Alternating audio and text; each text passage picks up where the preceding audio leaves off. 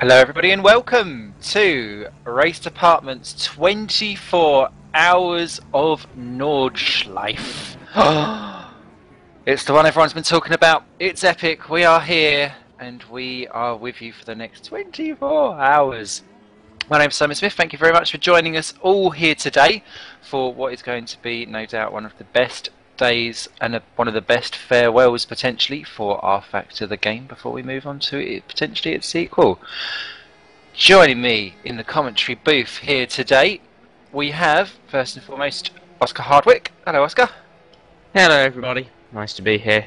Should be a fantastic event. Absolutely indeed. Roy Magnus. Hello, hello. Woohoo! He will be joined by Chuckle brother Joachim Skalstad, who is busy sorting out the pace car at the moment. And we also have cameraman extraordinaire Simon Malwish even joining us as well. And no doubt all kinds of fun and frolics throughout. Now, we'll be just sorting out everyone, just doing a quick formation lap at the moment as they sort themselves out. It's got a little while till we get there first. Plenty of ways that you can interact with us. You can go over to racedepartment.com and talk in the chat room underneath, where I am in there, and no doubt everyone else will be at some point too, so answer any questions, have a good old natter with you. You can also pop into the TeamSpeak channel if you're part of the driving team or management at some point, probably after the first couple of hours or so, once the action settles down, so that we can have some good old-fashioned interview fun with you too. Now the Nordschleife, of course, epically one of the best tracks known to man. What do you two think of it? I love the track, I'm not very good at it though.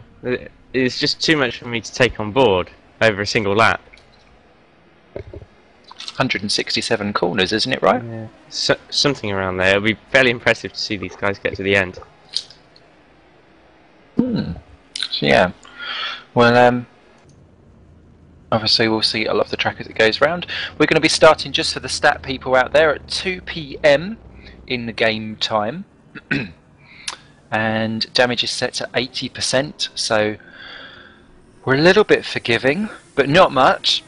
And the only things you are allowed are traction control and auto clutch and auto shifting, thank God. And of course we've got the GT1s and GT2s out there. We have just under 40 teams. I think we've got 38 teams, if not 39 actually, that will be taking part here today, and we'll walk you through them all once we actually get on the formation lap.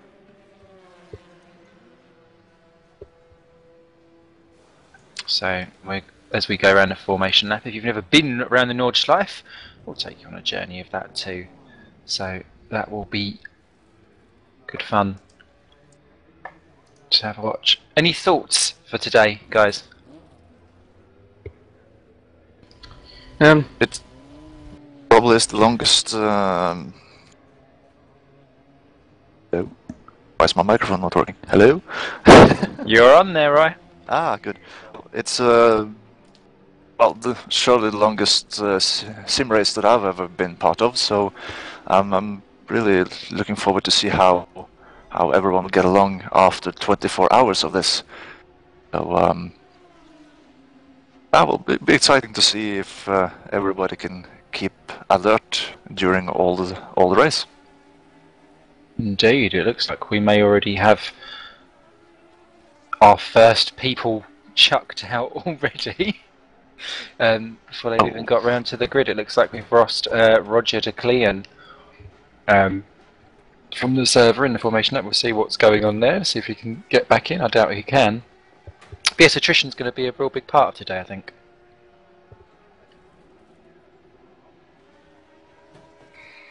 Oscar, any thoughts? Like you say, the attrition's going to be one to watch. We've already had a few discussions prior to this broadcast about the attrition rate, and thinking back to, well, for me at least, the last time I was broadcasting or being a part of any broadcast on our Factor, there's definitely some high attrition going on there. Spoken to a few of the teams, and you know, it's all about just keeping yourself in line for this at least the first half of the race, just turning laps and keeping it consistent. Hopefully we won't see anyone racing too hard, because I've got a funny feeling that some of the faster guys are going to push too much at the beginning and end their races prematurely.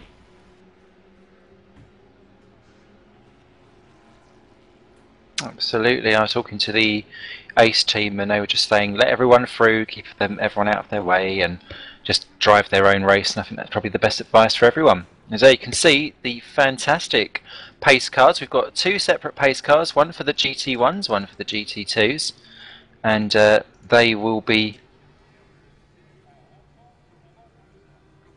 busy getting going, and it looks like they're just about to, in the next few seconds. You can see the lights going on the back there of the pace car. It's also got some rather fantastic, I've not seen it before, it's probably been around, but it's not often that you see it on an endurance car. The lights change, so you've got the general follow me and we're off and away, as you can see them starting off now. It will say follow me and it will say get ready, and as it's pulling in it will say best of luck, hopefully, to everyone as he goes around with his lights flashing all over the shot. So leading us round, I'll go through the GT1 lineup. We've got Wilfried van Brink for 05 Motorsports, who will lead us round. As you can see, they start off obviously on a GP circuit before you go off onto the Nordschleife itself. And 05 got a good reputation in this event. We'll see how they get on. Vladislav Berlacher is for Akuri Sim Motorsport, also for GT1. Starts along, well, not alongside, second overall there. Bjorn Drisky for Online Sim Racing.de. See Twitch. Third in line there. Followed by Brian Beelan for Sim Racing VN. And they are fourth in line here today. Fifth in the GT1 section is Dragus Harbour for Roaring Pipes Maniacs. I like that livery. Sixth, Magnus Dahlgren for ME Racing in the GT1 cluster.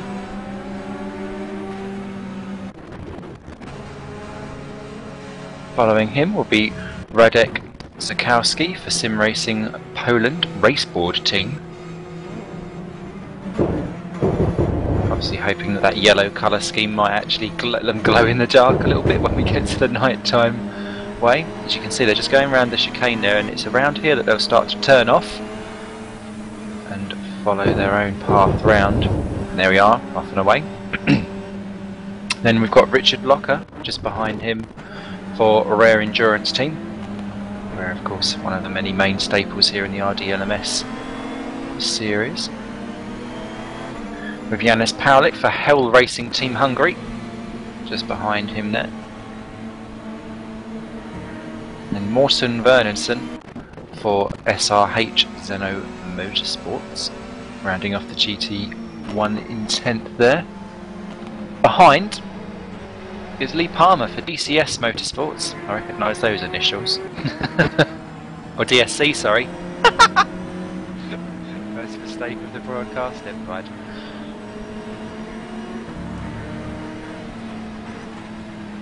Then we've got Brendan Kazmarek for Arthur Motorsports, quite pluckily behind here. You can see immediately we're off round this twisty-turny circuit and maybe causing issues for many people.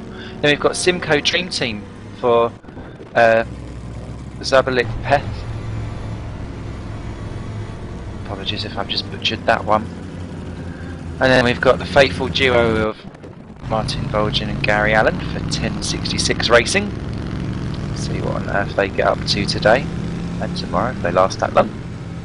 And rounding off the GT1 category, we've got Soren Kladosic, and again I've just ruined that one, for Speedmaster by OSR, rounding off the GT1 category. There are a few GT1s back starting in the GT2s. I believe this is due to not qualifying. That is true. We'll round through that. You've got Vincent Stahl and Rudy Van Buren for Western Wolves GT1, and they look like they're starting somewhere in the midst of the GT2 pack. And then you've got Simon Crane driving for SRO Motorsports GT1, and he's right at the back, so some work to do there, finding his way through the GT2s on the start. Absolutely. Why do you want us to take us through the GT2 category? Again, my category. Oh yeah. Let's see. First of those are Peter Kosa for.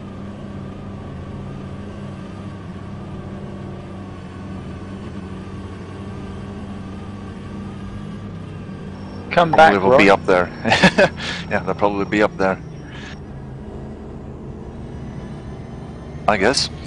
Number 2 in Boy van der Laar, who have quite a lot in the RDLMS over.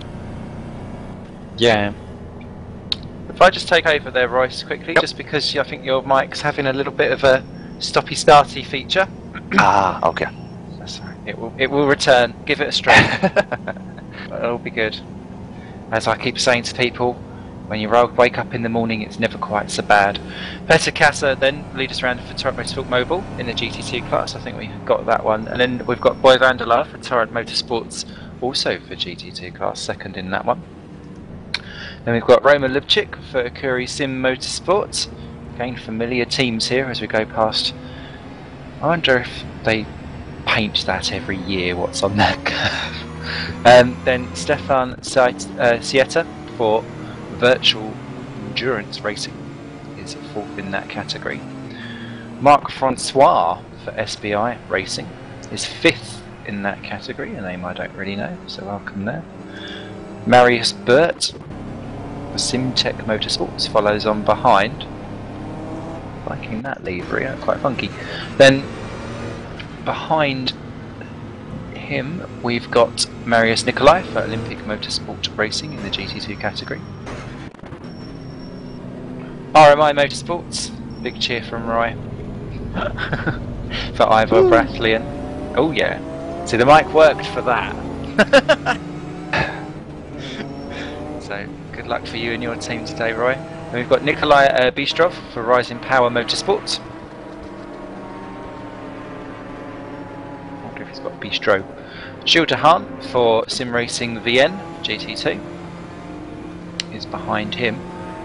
Then Sims and Skins Motorsports, a quite funky midnight colour there. It's got Christian Lehman. He's struggling to get round some of those corners. It looks like he's locking up. Don't do that on the outlap, my friend. Thomas Annie US for LT United GT2 follows him, followed by Peter Matuzak for Sim Racing PL Raceboard behind him. David Junt for GPVWC Racing follows him on. We'll get back to Ace Motorsports, Nigel Middleton. I hope your son doesn't put you off too much. It's not him that's got a son actually, I've just made him become a father. Dmitro Botnarenko for WBR GT2 follows behind him. Or I think that'll be Peter Komisarzak for Sim Racing PL Raceboard. I continue to butcher people's names further down the field. Then, as Oscar mentioned, we've got Vincent Stahl and Mr. Van Buren. Not quite sure which one's driving first there for Western Wolves GT1. Sandwiched in the middle of that field with Jonathan Motteram for Optimum Motorsports. Get some glasses, Simon. Your mind's somewhere else, obviously. We've not even started yet. No. Angelo Pedro, oh, cool name. And for Ace Kite Racing Endurance GT2, lines up. Third from last with Roger de Clean is back going in again for UKNL Racing. That's good. I thought they'd actually left the game, but they're back in again with Simon Crane rounding off for SRO Motorsports at the back, due to either failing to qualify or a penalty or a combination of two. But yes, right at the back there, and it looks like we've already lost one of the Polish entries from Jerzy Panik. Not quite sure which team he was driving for, but he left as the formation lap got underway, so that's an unfortunate end to him, as we're nearing towards the end of the formation lap here of the pace car, and they will start to pull off, and in 24 hours of nutty fun we'll get underway. Well, it should be fantastic. One thing that will interest me is that I think some of the teams with shall we say that the more consistently fast drivers, the drivers that normally finish up at the top, will have their cars set up to be a lot quicker, and there'll be other teams further back that have their cars set up to be slow but extremely stable. It'll be interesting to see if trying to be quick actually pays off for these faster drivers and teams, because it could end in disaster. And then we could have some interesting names up at the top come the end of the 24. That is a very good point that you've made there, actually, to be fair, because I'd have always thought personally in my own driving style, which is erratic at best, go for stability. But of course some people would rather go for the glory, I guess. Well, seeing, like, I can only speak for certain people here, but Vincent Stahl and Rudy Van Buren obviously starting way back in the pack due to some form of penalty in their GT1 car. They're both very aggressive drivers, and I imagine they've got quite an unstable setup that's designed more for hot lapping than doing a 24-hour race, and it'll be interesting to see if those two, who granted are very talented, can actually keep their concentration up for the full 24 with a car that's not necessarily as stable as some of the slower runners. Indeed, and of course they've got a lot of traffic to get through and pick off as well, because they're slightly out of place. So that'll be interesting to see how that pans out later on. Yes, well, the 24-hour format is fantastic for things like that. Whilst you've got faster teams and faster drivers, it doesn't necessarily mean that they'll be the ones finishing at the front, because there's so many other factors that play a part.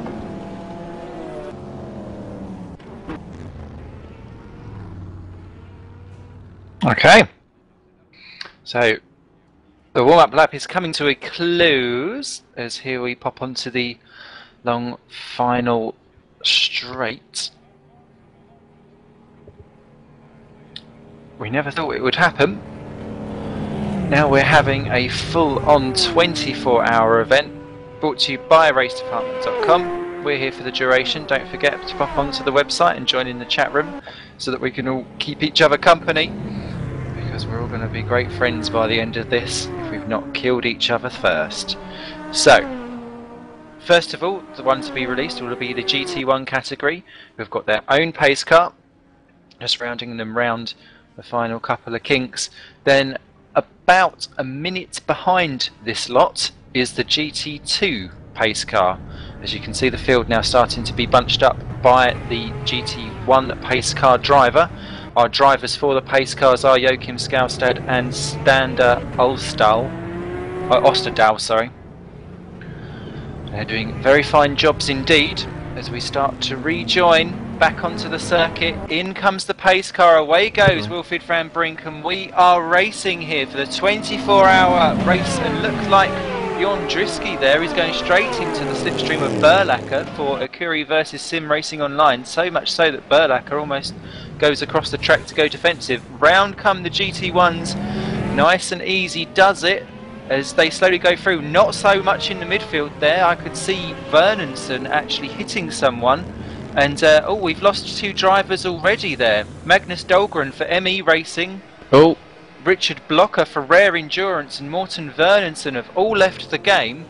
Not quite sure what happened there, because they just seemed to go a little bit wrong. But 3 out already. Here come the GT2s, though, doing the same thing. Petter Kasser for Torrent leading them round as well. As you can see, the field there being real bunched up. Can't believe we've lost 3 teams already for the GT1 category at turn 1. Obviously thinking it's a 24-second event, not the 24 hours. Round comes the GT2 pace car. Let's see what's going to happen as the flag effectively drops. That's when the talk stops, and Petter is just about to put the foot down. Everyone following him nice and closely across the line. And this one looking a little bit more orderly as they go across, go past the DNF'd GT1 cars already that haven't quite made it round turn 1. And Kasser then leads from Lars, Lubchik, Sieta, Francois. Everyone much cleaner, although Boy Delar is about to be attacked there by Lubchik as they go around the first opening corners, but they've resumed their normal positions. And actually the GT2 class far better at doing what they wanted to do. For some reason, it looks like the SRO Motorsport car hasn't even crossed the line. I don't know what's going on there. I think they might have binned it on the formation lap, so that wasn't a good start for them. But 3 teams out already at the very beginning. That's a shock. Oh, and we lost the SRO Motorsport GT1 car as well. The one that was at the rear end of the field. We have indeed. Welcome back, Roy, there. And, oh, my microphone is working. It is, it's back! Yay! So, welcome back, Roy. Sorry we had you in the dark there for a second, but 05 Motorsport pulling out already for the GT1 category. Clear from Akuri SimSport, Online SimRacing.d and SimRacing VN are being dropped as well for Brian Beelan in 4th. We've already got little clusters of teams as they try and get into their little stride, which is what they need in order to get some kind of rhythm going.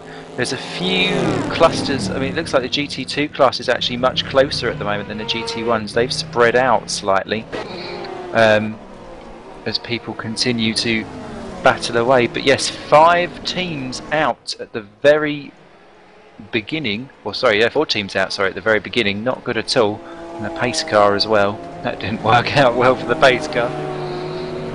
And we're now joined by Joachim Skaustad. Welcome, Joachim. How has that been, a pace car man? Whew, that was kind of nervous. Don't spin, don't crash. Yeah, and we also had to go faster than we was training because we were a little bit short on time.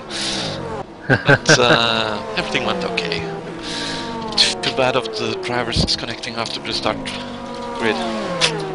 Yeah, always unfortunate there, and they've trained hard for it. Best scraps probably that are going out there on track at the moment is a great one for 9, 10, 11 between Lee Palmer for DSC Motorsports, Brendan Kazmarek for R4R and Soren Kolodjic for Speedmaster by SOR, and they were all over each other, and that looks like Kazmarek's trying to get through on lap 1 already. And Lee Palmer's already gone down the field and he's on the grass already and he's been shaken. Lee Palmer was further up the field at the beginning. He's lost 2 positions there again. He's obviously been rattled at some point around this track and he's just losing time hand over fist as he goes down the field to now 11th. And considering he was about 5th at one point, there's just loads of locking up. The smoke looking very dramatic around some of these parts of the circuit. But Palmer there down to 11th already. 23 hours and a lot of minutes to make those times back up again. But not great at all. Let's see what else is going on up and down. Any thoughts at the beginning, guys? Well, a shame to lose those drivers early on. Surprisingly clean start from the GT2 pack. From experience with GT2s compared to GT1s, they've normally been a bit more aggressive with each other, but very, very impressive. Everyone just finding their rhythm.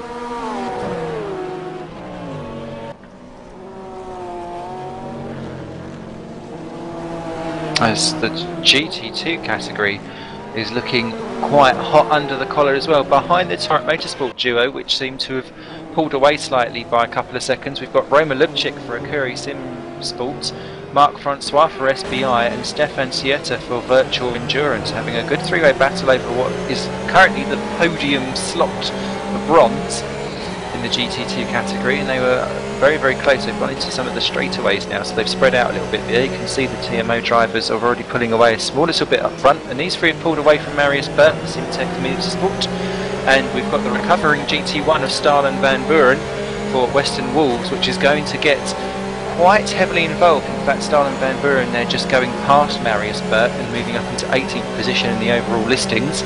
So he's looking quite nifty indeed, as Sieta just kicking up ahead. Here comes, though, Marc Francois, looking left, looking right, as Van Buren passes Sieta in the background, and they're going to be quite quickly caught by this GT1.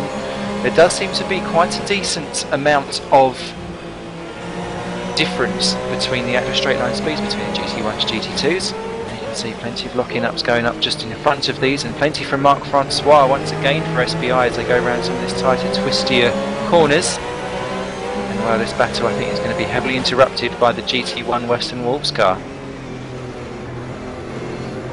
May well be. Obviously, racing hard from the start. Everyone giving each other room, but still plenty of racing going on. If I was in their shoes, I would have put myself on a part of the track where no one is at this stage and just started turning laps, slowly waiting for people to spin off and cause themselves issues. But obviously, these guys wanting to be competitive from the offset, as we see the Van Buren style Western Wall Century really hounding the back of these GT2s, not wanting to get in the way, but also wanting to get clear so that they can catch back onto their pack.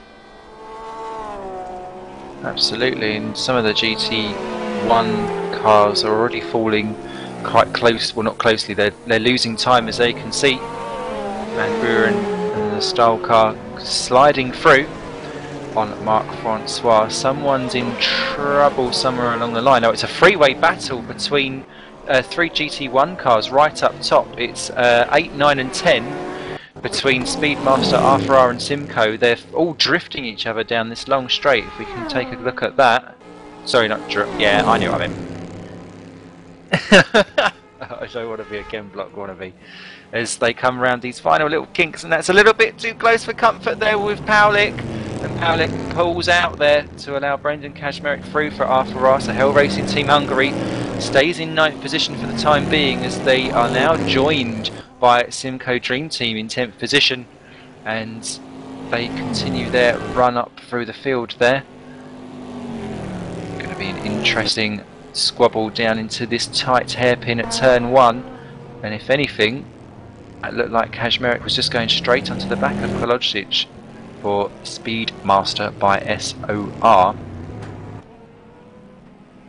By OSR, sorry. I think I've decided I've got some kind of reading problem today. Apologies, everyone.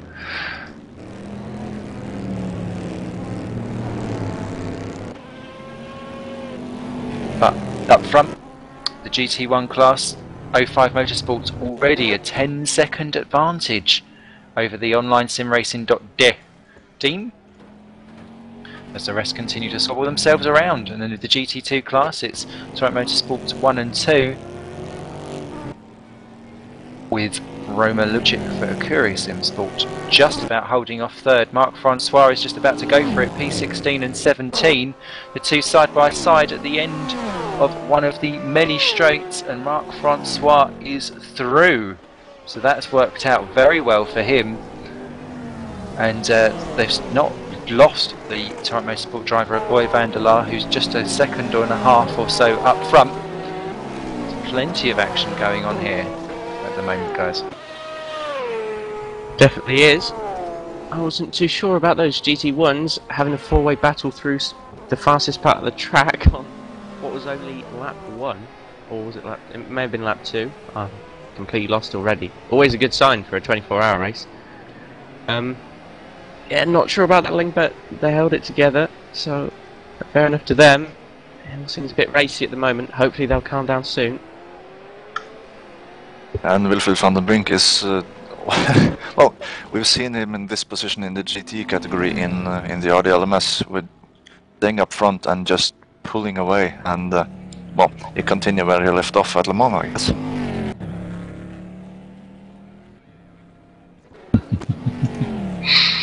Well, he continues to make a mockery of everyone else. Everyone else is kicking off quite nicely behind still.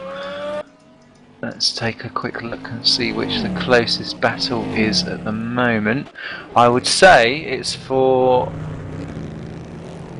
P7 and 8 between Speedmaster and R4R. As they weave through some of the corners. That's the best one for GT1s, and that R4R car has been hounding quite a few drivers behind. Actually, Simcoe Dream Team have overtaken Janis Paulik's Hell Racing Team Hungary, as off goes the Sim Master by OSR car, somehow able to recover that. Wow, how many lives can you have around this circuit, guys? I think it normally equates to roughly 1 until you put it in the wall hard enough. Unless you're a cat. I mean, you was going around this circuit a lot quicker than what you was expecting to, Joachim. Is there any particular parts where you've where you feel that you are absolutely tested to your limit as a driver? Yeah, on the tarmac. I was about to say, shortly from turn 1 to the final corner. Yeah, almost. Well, turn 1 is one of the hardest corners on the track actually, because you have to go all the way down to the first gear, and when you're driving a pace car without the rear spoiler, that's quite interesting. And also the twisty section where the cars are driving right now. That's almost terrible to drive with a pace car. So I was having a bit struggle with the cars behind me being under half a second behind me. So don't look in the mirrors. Oh, and Kaczmarek getting very leery there, coming out of some of these quicker corners. My problem with the Nordschleife is just remembering what on earth's coming next, to be fair. Yeah. And once you've done it a few times, you do kind of get into the swing of it, but it does take a while before it's inbred into your brain, before you can kind of go, right, now I'm doing this bit and don't get caught out. But these two drivers really not giving much quarter as the R4R car closes right up under the slipstream, but he's going to find that he's going to have to jink out if he's going to have it go anywhere. He smacks on the curb there. That's not going to work at all for him. Just up ahead, Dragus Harper's in trouble and he's spun in 6th position. He's just got back going again as these two are coming at speed to come and catch up with him. Is Dragus Harper going to move over and let the pair through? He was a wise thing there as the Roaring Pipe Maniac's car moves out of the way, allows these two to move up to P6 and 7. I hope Dragus Harper isn't damaged in any way, but he was doing a spin recovery. He's kind of limping around, and in fact if we look at him there, you can see Simcoe Dream Team just moving up into 8th position as they go around one of these. Oh yeah, he can barely get round. He's bashing against the walls there, so problems already there for Dragus Harper. Has the Nordschleife claimed yet another victim, as we've only got 33 teams running at the moment, and we've not even got past the first half hour, let alone anything else, as Kaczmarek continues to lock up his brakes in the battle for 6 and 7.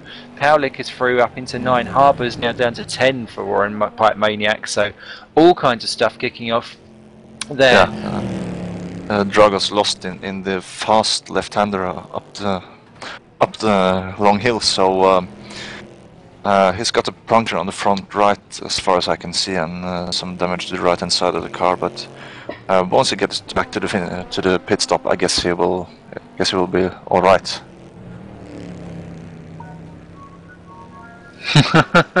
But well, I don't know if they have to do a driver swap to repair all those damages. But well, we'll just have to wait it might and see. be in their best interest to make a driver swap, get one of the mandatory swaps out of the way. Yeah, well, he has absolutely no steering at all. And that's Kaczmarek in the rule as well. They're in 7th position, doing off-road rally, and that's at a high-speed part. Once again, just people. Oh, four-wheel drifting through some of these corners as well. Not doing well. Well, doing well to keep it going, but that car looks very unstable. I wonder how much damage that car's got. He's still able to go at speed, but if we got another car, then in trouble. Dropping like flies. Well, I think all that happened there is just, it was quite a small mistake, and he glanced the wall, so maybe a little bit of damage, but just if he finds his groove again, Brendan Kaczmarek should be okay for the time being.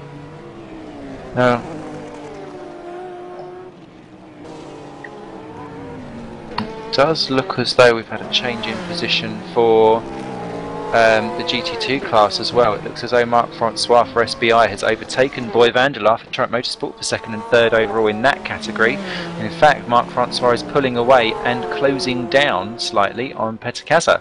So that's looking quite good for him. Lubchik for Akuri has got Stefan Sieta for Virtual Endurance all over the back of him in the battle for 17th and 18th overall, but 4th and 5th in the GT2 class. And those GT2 cars do like a good old lock-up through some of these corners, don't they?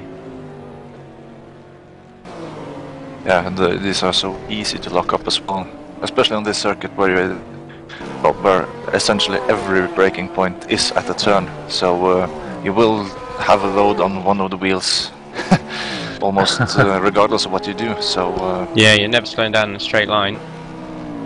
Nope. That's also one of the big challenges of Nürburgring.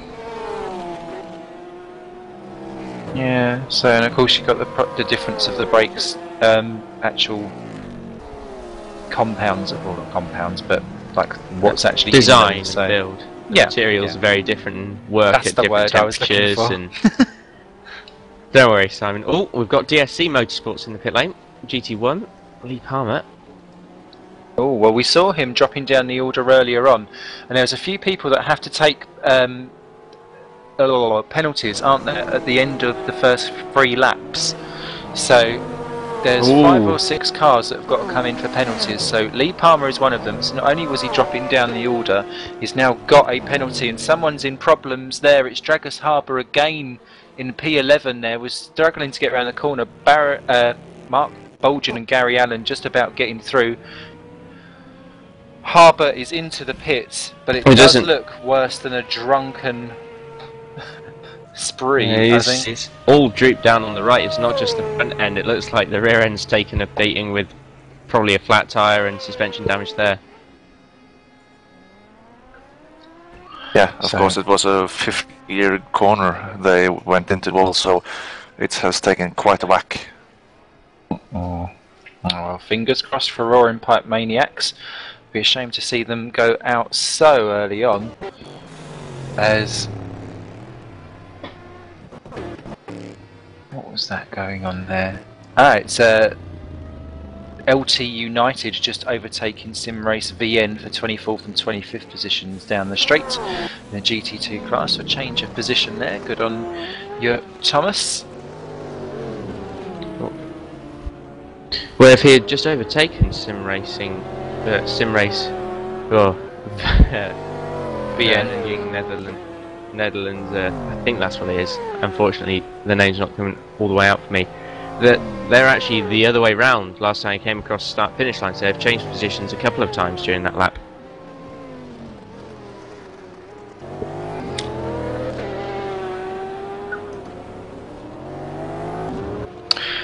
We've also missed on the very first lap a pit stop for Jonathan Motteram for Optium Motorsports. So they've been in and out, and that's why they are a minute and a half off the pace of everyone else currently at the moment. Oh, So, there's problems further back for Piotr Matysiak. And that's Sim Racing Poland Raceboard team. Looks like the front end of that car's taken a fairly heavy hit.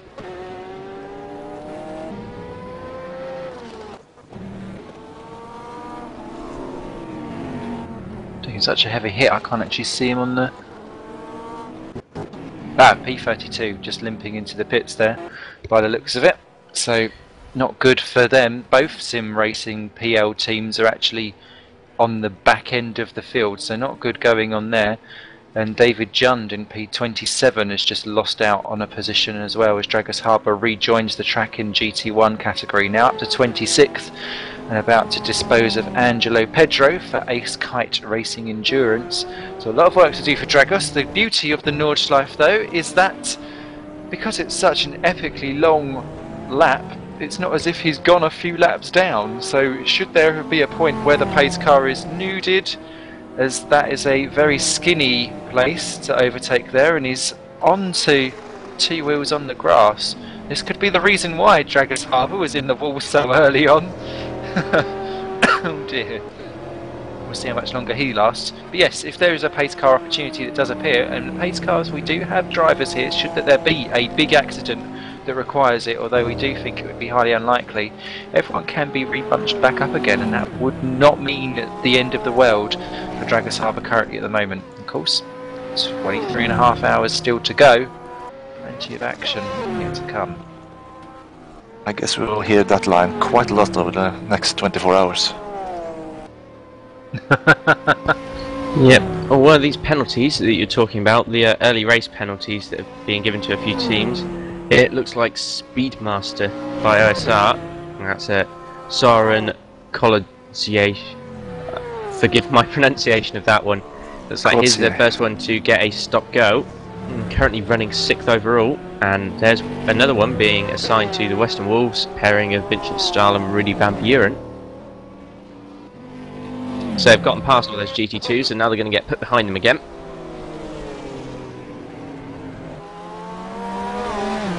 while all that's going on, there's plenty of shindiggery going on at the top of the GT2s, while in GT1 Wilfried Van Brink has now got a 22-second advantage. Petty Casa for Torrent Motorsport has been slowly reeled in by Marc Francois for SBI Racing, doing his best Frenchie to try and squeal in onto the back of the rear spoiler of that Torrent Motorsport car, and he's done quite a good job of doing it. He already disposed of one, who is still sitting third overall in that standing, and 2.5, nearly 3 seconds behind this battle.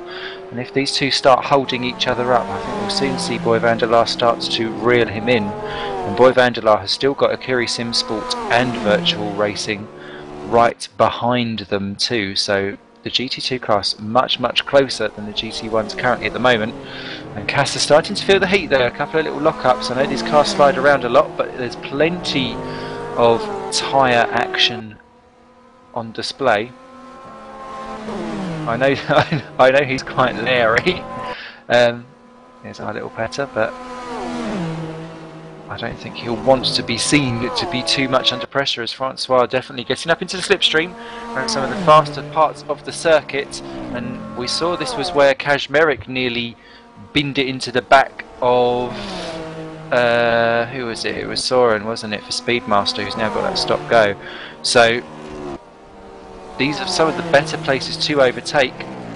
Kaz are using much more of the racing track than Francois, but not necessarily the fastest man out there for it currently at the moment.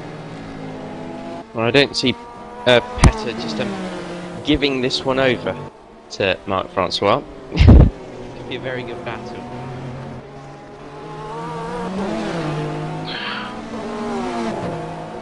I do like that corner that they've just gone through. Does that corner have a specific name? I can never remember. Well, don't ask me. I don't know the corner names. I've just been told in my ear it's called the Carousel, which would make good sense. Oh yeah, I do like that little banking. That one I knew. Oh, I hate going into that. I cannot get the car to stick on it. If you noticed during the formation lap, I was driving on the outside of it. So. Yes, I did actually, because I thought that was like the alternative racing line. It might be safer to do that, because I suppose, and technically, if you go into that wrong and you go in too fast, you could launch yourself over the barrier. Yeah, that's true. Not that I recommend anyone doing that, but if you know that you're going to epically fail, and well, there if we is like see lights 20 feet in the sky during the night, we'll know what's happened. Someone's forgotten or fallen asleep. Absolutely. I'll tell you what, never mind the battle, the first and second battle is a penalty's been applied to Kaczmarek now too, so he's got something. Not only have you got Marc Francois all over the back of Petr Kata for first and second, although Francois now looks like he's going to be making a move. Roman Lubchik for Akuri has got Stefan Sieta for Virtual Endurance all over the back of him too. With Boy van der Laar now starting to close down on Francois and Kata, and there you can see all three actually, 1, 2 and 3 in the GT2 class, all in your screen potentially in one shot. So you can see Francois going hell for leather, as Angelo Pedro's now been issued a stop-go penalty as well for Ace Kite Racing. So plenty of stuff kicking off for penalties, which will shake up the order and cause us some good action later on. 1, 2, 3 in one fell swoop for GT2, and Lubchik and Sieta are closing them in 2, and is just another 1.5 seconds behind. So we're going to have a 5-way scrap here for the top of the GT2 class. Classic action. If there's someone to make a move, this could well be it. You can use the draft. It almost looks as though Marc Francois has fallen out of the draft a little bit there, and he'll be letting himself.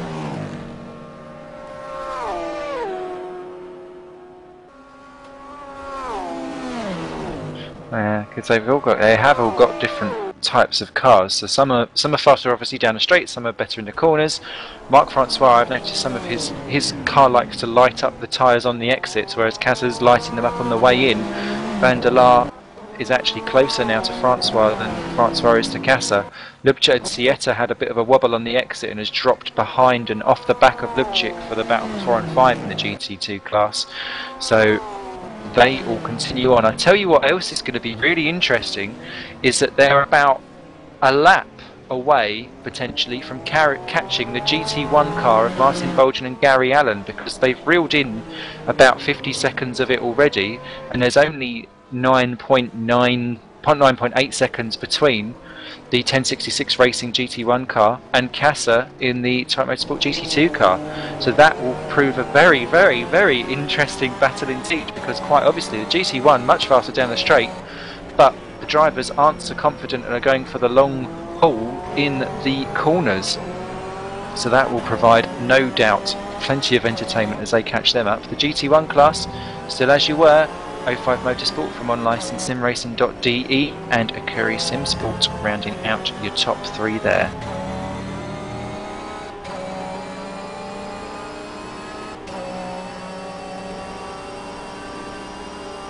And we're on lap 5, and on my screen it is 26 seconds between number 1 and number 2 in the GT1 category.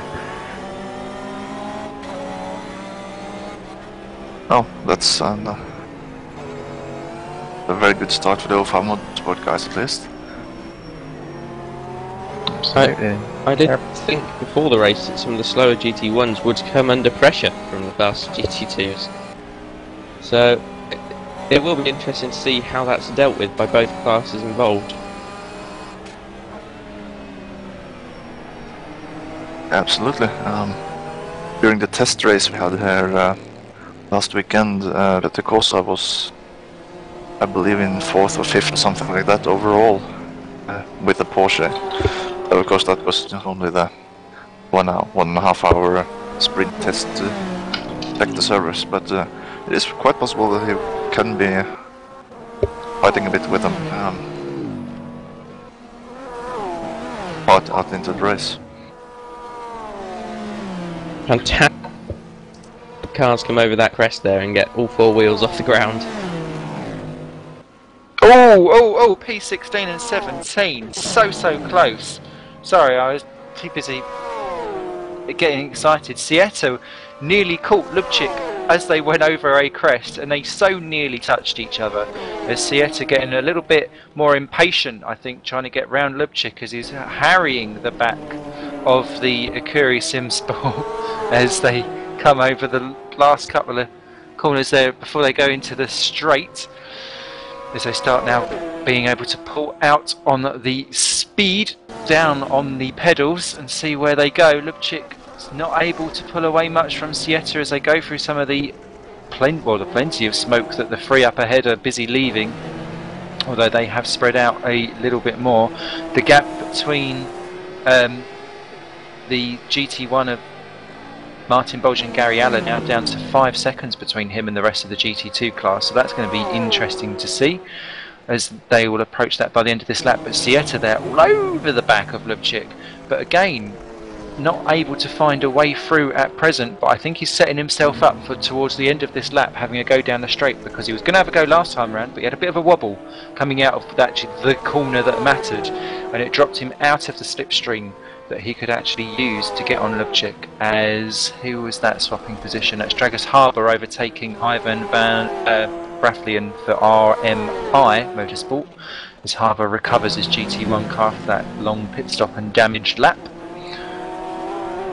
So what, if these guys are still battling for what is 4th and 5th in GT2, by the time Harbour gets there it could get extremely interesting. So we've seen that Harbour likes throwing out the inside of these GT2s to keep his progress up. Just don't want to get too Larry, will he? Because otherwise, as they can see, actually, let's jump to P12 and 13 because they've all caught them. Sorry, and Ivar Brathlian spin the car in 21st position. Get going again. Span just in the middle of the road. That's not good at all. He's got back going again, has the RMI guy. You've got to keep it going because Roy wants to be back in the car at some point today. That would be good. But yeah, that was very passive there by the 1066 Racing team. I think they know that they're not really racing those GT2 cars. The 1066 team are one of those that's trying desperately to make it to the end of each race, and they do it by just plodding around, although they are being extremely passive as through goes Lubchik and Sieta's going to have use this as a potential opportunity as they dive past the 1066 Racing team of Bolgin and Allen, but there's nowhere left to go for Sieta by the time they get there, as they pull themselves out of the exit of the many turns into the carousel, and around they go again, but nothing doing around this part of the track. It's not really an overtaking stuff, but yeah, indeed, my cameraman just whispering in the ear, seeing just how the Porsche pulls away compared to the Ferrari out of some of the turns. The Ferrari, of course, has got the legs in them in other parts of the circuit, so great to see. As that was a switch going on. Now it's Dragons Harbour overtaking for 19th position Marius Nikolai for Olympic Motorsport Racing Team, so another one gone there for Dragons Harbour. Yeah, Nikolai did a lovely job of just getting out of his way. It's like, oh, you're a GT1, don't have that on my plate this lap. They moved right over, gave Harbour the line. How important is it, guys, to know when to pick your battles?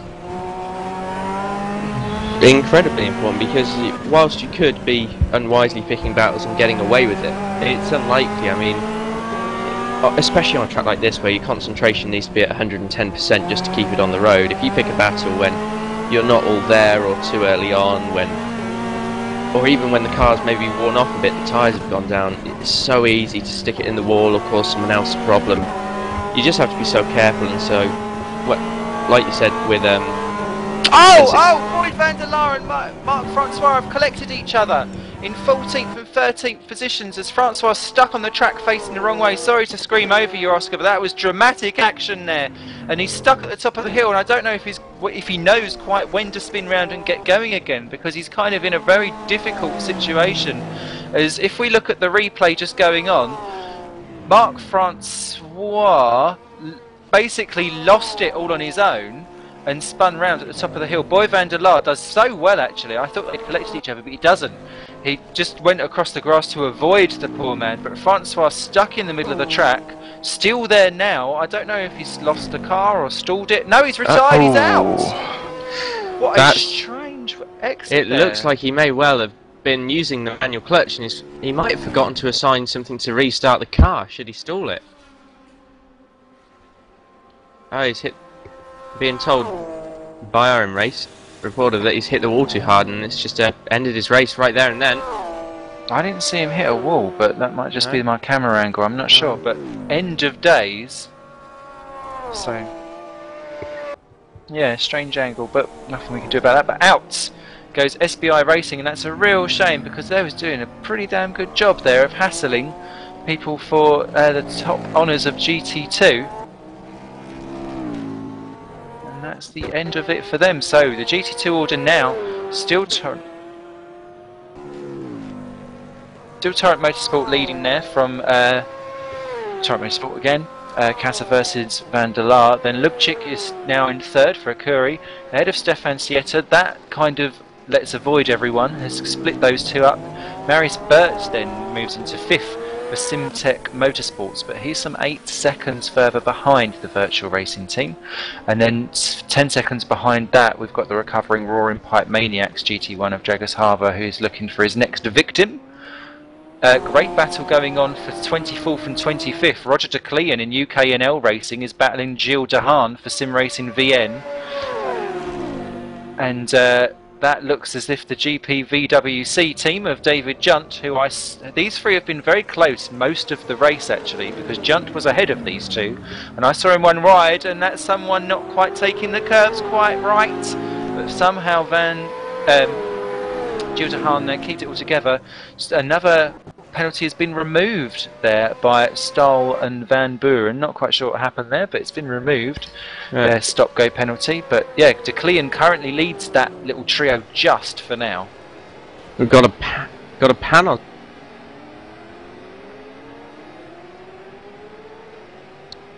That is Rising Motorsport with Nikolai Bistrov and there's the move. LT United. Thomas Anunas has just gone straight through on him, entering their 5th lap. That's for 22nd and 23rd positions, so good stuff for them. And it's just a few seconds up the road is Simmons Skins Motorsports Christian Lyman, so still the GT2 category. No one really breaking free. Everyone keeping themselves still quite close together, and it's good to see because the GT1s are busy running their own little races and the GT2s are busy trying to almost bitch lap each other around some of these corners, so it's good to see.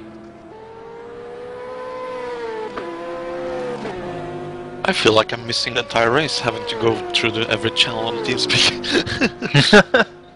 Yeah, well, if you click on P26, I think you might catch a move because David jumped for GPVWC into the Vidal chicane, or whatever it's called these days. We'll see what sponsor's sponsoring it. They peer off onto the actual Nordschleife itself. It's busy. Yeah, Simon Smith chicane, that'd be nice. Oh, jump there, runs out wide onto the curb, and I think that's going to drop him back a little bit. And that's actually allowed Gilles to escape for Sim Racing VN for the time being, and all of that has allowed Roger de Clean to kind of pull away slightly, and he's got 7 seconds before he even catches Nikolai Bistroff for Rising Power Motorsport, so plenty of action left to come, and I will stop saying plenty of action because we all know it's coming. Quite a nice drive from Roger de Clean there, because if you remember, he had some technical difficulties at the start and didn't even know if he was going to be starting the race, and now pulling away, establishing himself in a fairly solid position. That'll do, that'll do. Further back, good battle for 27 and 28 as well. Nigel Middleton for Ace Motorsport is being caught by Dmitro Botnarenko for WBR. Waterblue Racing. Oh yes. Oh, could they not fit it? Have they just like amalgamate? They've gone for an acronym these days. Himself out into the back of Lubchik again. So, oh well, yes. Nice to see Waterblue Racing going again. I dread to think what will happen when their team boss gets in. But there we go. Carson Weston yet to race, and I believe that Matthew Weston is the next driver in the car, but I could be wrong on that one. Oh wow, let's hope that Botnarenko doesn't stick it in the wall before they get their faithful manager in maybe towards the end, unless he's taking the split out. Really want to watch Nocieta applying the pressure to Lubchik again. These two seemingly stuck together.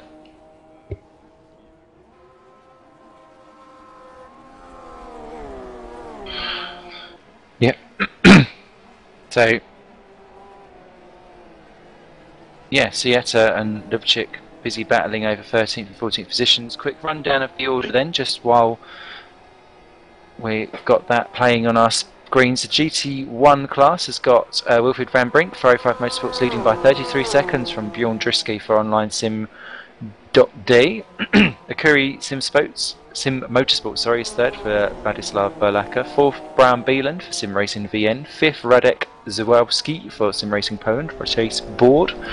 Brendan Kaczmarek closing him down, 3 seconds the gap between those two now, for R4R Motorsport in 6th. Then Peth for Simco Dream Team is a further 20 seconds, nearly off the pace from him. In 7th, with Janis Paulek for Hell Racing Team Hungary 8. Soren for Speedmaster by OSR. Gotta have some easier team name, guys. 9th, with Starlin Van Buren up to 10th already there in the Western Wolves GT1. Fantastic recovery by those two. Lee Palmer off the track in 11th. He just smacked the wall. We'll grab that back in a sec. In P11 there, Lee Palmer scraping around the outside of the wall once again, but his car doesn't look damaged. But he's going to be 3 minutes off the pace. So we shall see. And then we jump into the GT2s. Lee Palmer off again into the barriers. That is definite puncture material there. And he's been in the wars a few times already, guys, hasn't he? Yeah, there's always going to be one or two that do get themselves some bad luck early on. It's just having the willpower to recover from it later on in the race, but with this amount of time left to go, it's still very doable. Absolutely. So yeah, Lee Palmer's going to have to limp it into the pits. Then the GT2 lot, we've got Torrent Motorsport 1 and 2, followed by Lubchik and Sieta.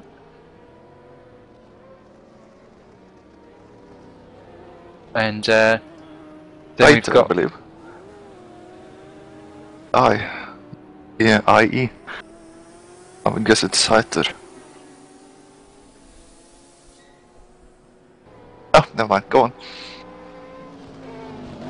Oh, Sietta's gone. Sietta's gone. He's just thrown it into the wall really hard behind Lubchik there.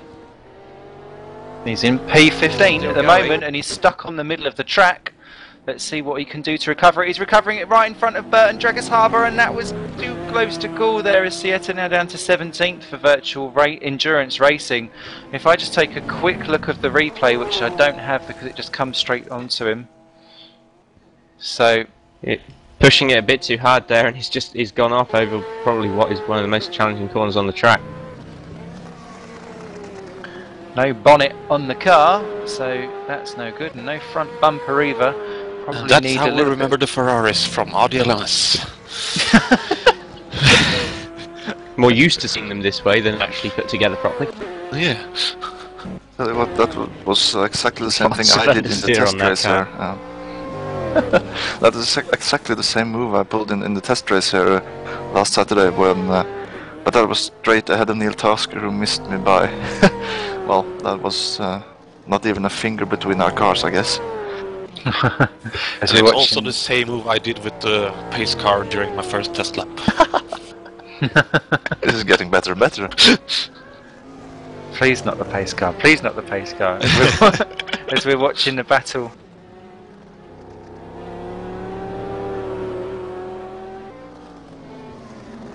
Okay, we've just been told that the SBI car of Marc Francois crashed to desktop, and that's why he spun off and just couldn't get back going in the game again. So that's unfortunate for him. The battle on our screen at the moment is between Nikolai Bistrov for Rising Power and Roger De Clean for UKNL Racing as he continues to reel him in. Sorry guys, go on, I was cutting over you there. No problem. Oh, and we've got a move for second place in GT2. Roman Lubchik's just gone past Boy van der Laar at the beginning of their 6th lap. He has indeed. Good move Was that a there mistake for for Boy Curry. van der Laar? Because there was about 2.5, 3 seconds gap between them last time I checked.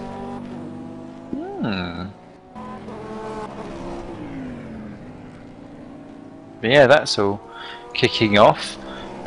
Elsewhere, Lee Palmer's just rejoined the track in 17th position from his pit stop, just ahead of the 1066 racing car of Martin Bolt and Gary Allen, who dives out of the way for the RMI car of Ivar Braflean, who yoinks the position with gusto, and up he goes. The other good battle now that's out on track is for GT1 honours, shock horror. Some GT1s are getting busy with it, and surprise, surprise, it's Brendan Kazmarek flexing his muscles all over the back bumper of the Sim Racing PL Raceboard team of Radek Zukowski. And let's take a little look at that.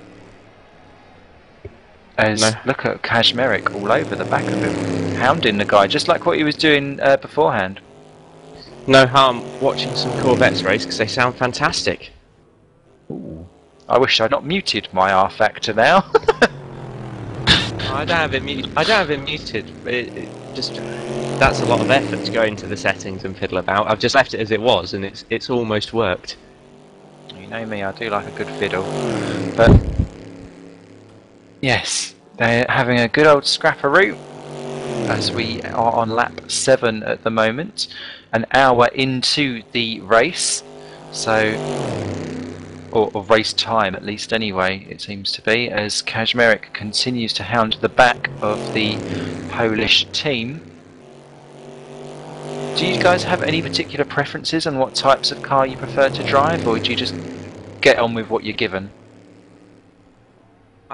What I've driven the most really has been open wheelers, but I probably enjoy driving GT cars because you get a bit more up close and personal and race them together than you can in open wheelers. I quite like the Panos. It's actually quite good to drive.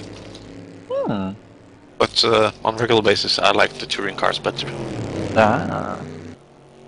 Not too fast.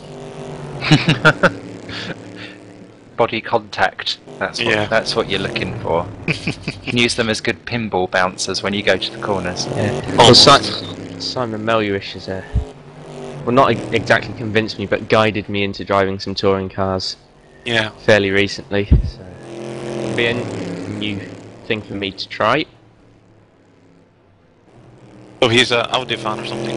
Audi fan. Yeah, I've heard that he likes Audis.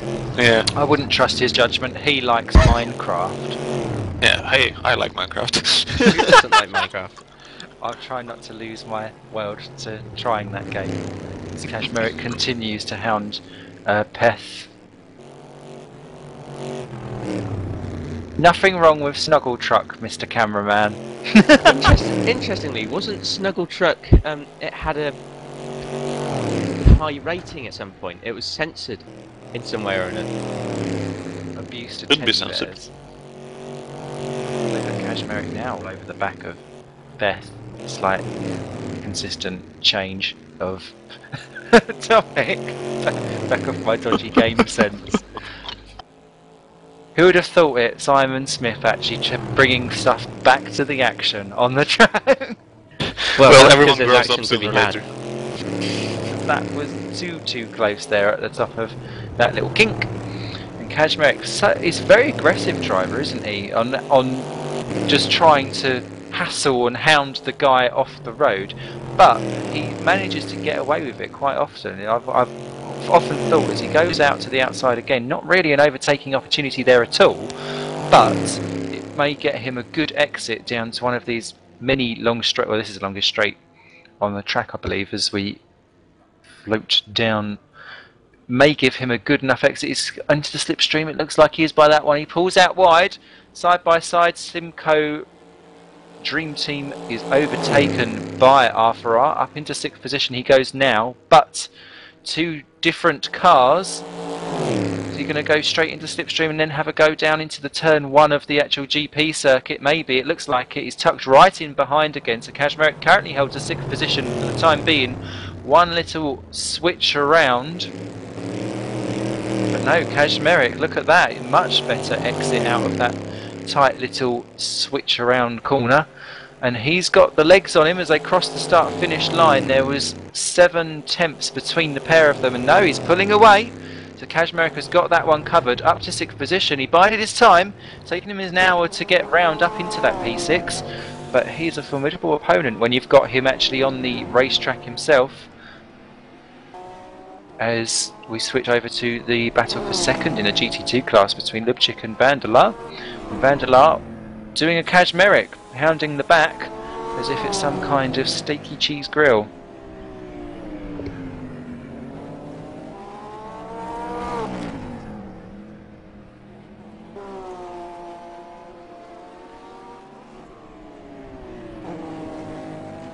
Then the 997.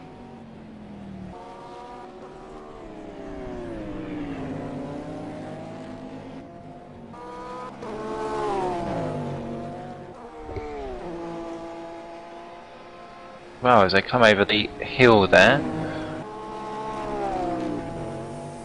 Over the hillside. Interestingly, just in the background of these two having their battle is the ever ominous presence of that Celine of Harbour. Harbour. Fight back. Yeah, Hubba Bubba Harbour. Just remember Hubba Bubba? Is that still going? Yeah. And so We have it I'll in Norway. Google it later when there's less racing happening. Okay. During the midnight hours. Exactly. We've got to save these things. In the midnight hour. Oh, stop singing. Got lots of them saved up for when everything goes quiet and dark. That's true. It's not to say that there won't be racing happening when it's dark, just that we won't be able to see any of it. Yeah, that's true. And Scousted Karaoke Hour is sounding like the best way to go so far, as here comes Boy Van der Laar onto the back of Lubchik for Akuri Simsport. Soon about for P2. It looks like the Akuri is kind of trying to sway slightly across that rather largely wide straight to make sure that the slipstream is at least broken some part of the way. But Boy Van der Laar pulling to the outside, trying to get the inside line for when it goes to the tighter part of the corner. That'll be brave if he does it side by side through there. It's not he's supposed to gone do off. side by side. He's gone onto the grass. And is he going to keep it together somehow? Just about keeps it from spinning off into some horrific 360 at one of the faster parts on the circuit. That, well, was good control from a bad situation there for Boy Vanderlaar. And that's going to put him straight into the clutches of Dragus Harbour at some point over the next But I lap. was definitely clenched.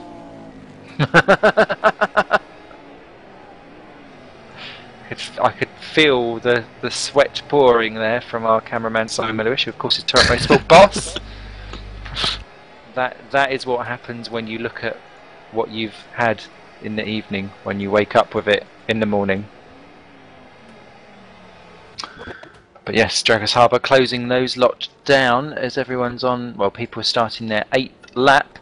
Interestingly, we've had a driver change for Optimum Motorsport in P32. Welcome to the race, Eric Strawn, who has taken over that car because Jonathan Mottram has already, well, he was already nearly lapped before that happened. They now are a lap down, but welcome to the race. That's our first driver swap of the day done already. Remember that you've got to have a mandatory 6 driver changes, not necessarily between 6 drivers, but you've got to swap drivers 6 times within this 24-hour event. Otherwise, you will be disqualified.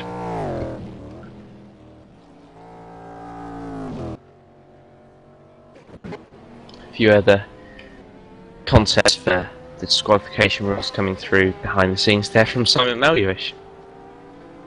Keeping us entertained with the race anyway.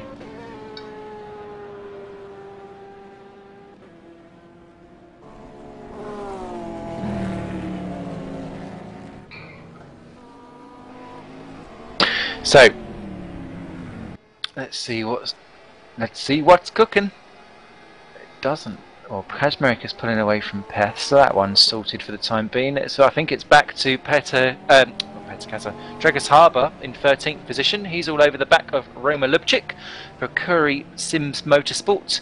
Battle for 12th and 13th. Harbour already passed Boy Vanderlaar, who probably jumped out of his way, because they know they're not necessarily battling each other for the long-term positions as they bounce over the top there and people getting airborne. That would scare me slightly. As here comes Harbour. And it's not wise to do it around some of those corners. Bide your time, Dragus. You don't want to do it. And if he's doing it around the outside there, he deserves to have some kind of drama into the wall if he's doing that. What happened, I don't think the admin actually outlined places where you're absolutely forbidden to overtake, but surely there's a little bit of common sense that's involved somewhere along the line. If you just hold off for a corner or two, yes, it may lose you a second, 2 seconds tops, but at least you can have your car in one piece and just think of all the time that he's losing from a damaged car long term. I think the technical term for how people are after trying to make moves like that is that was a bit of a brown trousers corner.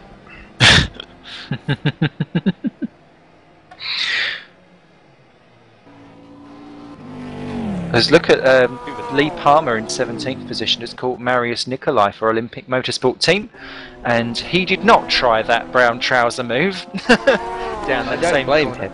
I like my trousers the colour they were in the first place. A lovely shade of corduroy green as Lee Palmer goes past up into 16th position, waves his lights and says cheers very much mate, and off he goes. Let's see when he next bins it. Who else is going on? 24th and 25th place still going at it with Nikolai Bistrov, overtaken already by the UK NL team. Has now got David Junt for GPVWC behind them, and still 2 seconds behind them, but already displaced is Gilles de Haan for Sim Racing VM. But Junt pulling to the outside, not necessarily the racing move there, but the GPVWC car definitely under attack. And those two battling are allowing Gilles de Haan to 1066 recap have just gone off.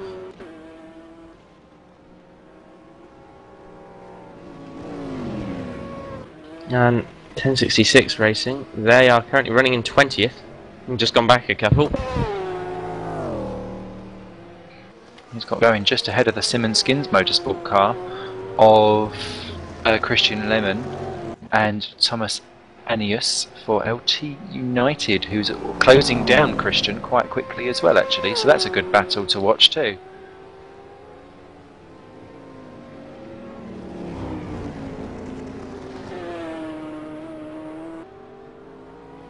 As David Junt continues to hound Nikolai Bistrov as well. We're spotted for choice here on these opening couple of hours here on the 24-hour race here at racedepartment.com.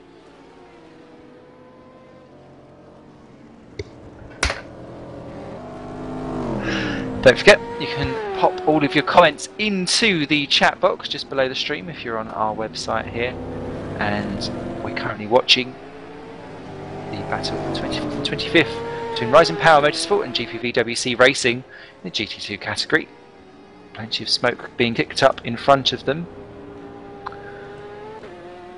And look at Junt, he takes completely different lines around some of these corners compared to Bistrov, doesn't he?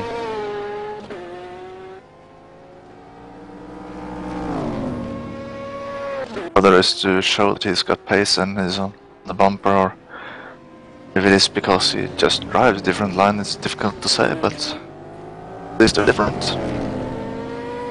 Oh, will they have a go up? Yeah, nah. Nah. Not yet. He's waiting for his opportunity, isn't he? Looking a bit more impatient now than he's done over the last couple of laps.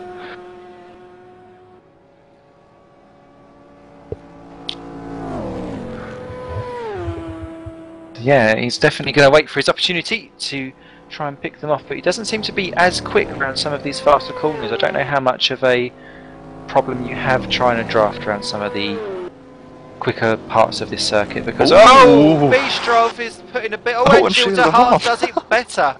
My goodness me. And is Junt going to have a go through? He's going to have a drive down the inside. Who's going to take the position? Junt's got the inside line as they come out from it, but it's going to be the outside for the next couple of corners. Who's going to do it? Junt diving round on the carousel. Bistrov is as they go around the outside. And look at Gilda Hahn. Gilda Hahn's going to dive through, and he takes the position from Bistrov.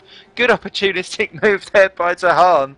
And well, someone forgot to get a ticket for the ride on the carousel around that corner, didn't they?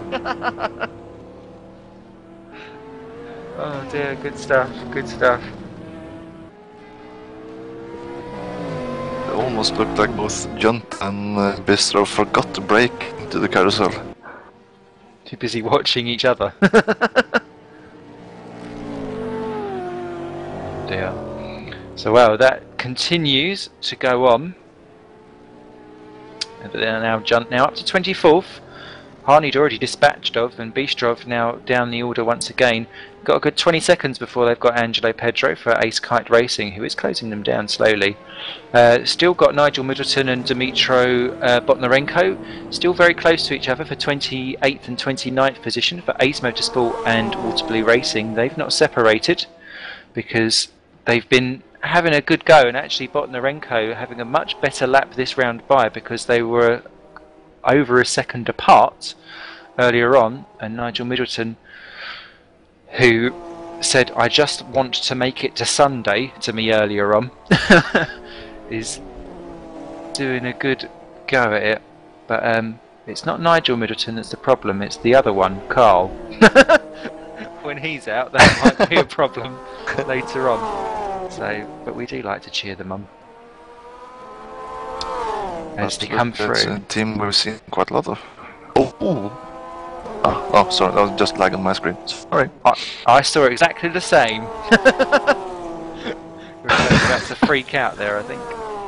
But yeah, Botnarenko gone right up to the back of Middleton, but it's now dropped off ever so slightly. 6.75 minutes off our overall leader, but still a minute clear of Sim Racing PL raceboard team of I see Marius Nicola for Olympic Motorsport Racing Team is going into the pits. Ooh, what position are they in? They are in 17 and, well, 18 at the moment. Oh, so they are. There you go.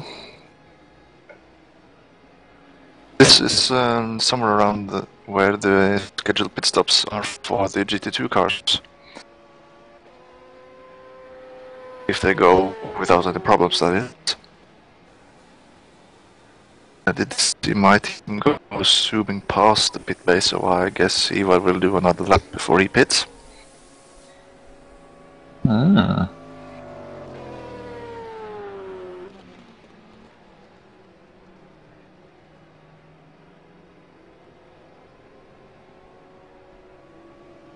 Okay.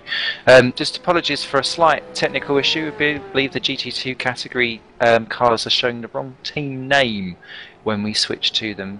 It's not something that we have control over, but it may right itself later on. It certainly wronged itself by itself, and sometimes two wrong ones do make a right. In my world, it does anyway. Bum bum bum. So.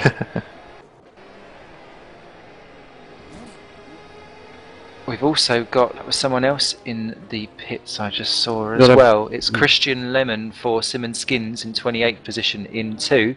So yeah, definitely does seem to be the time for some pit stops going on. Big battle starting to form for 6th position overall between Zabalix Peth and Soren Kolodziej. My names today. So that's a Simco Dream team once again under pressure from a GT1 car, and it's Speedmaster who's behind them. Saline versus Corvette. Certainly taking it to extremes. It's a Simco team that to defend their action. That's very deep, that looks like, for Speedmaster, and well, takes no prisoners as these two go around some of the tighter corners on the circuit, looking very, very determined to try and get that 6th position is Surin.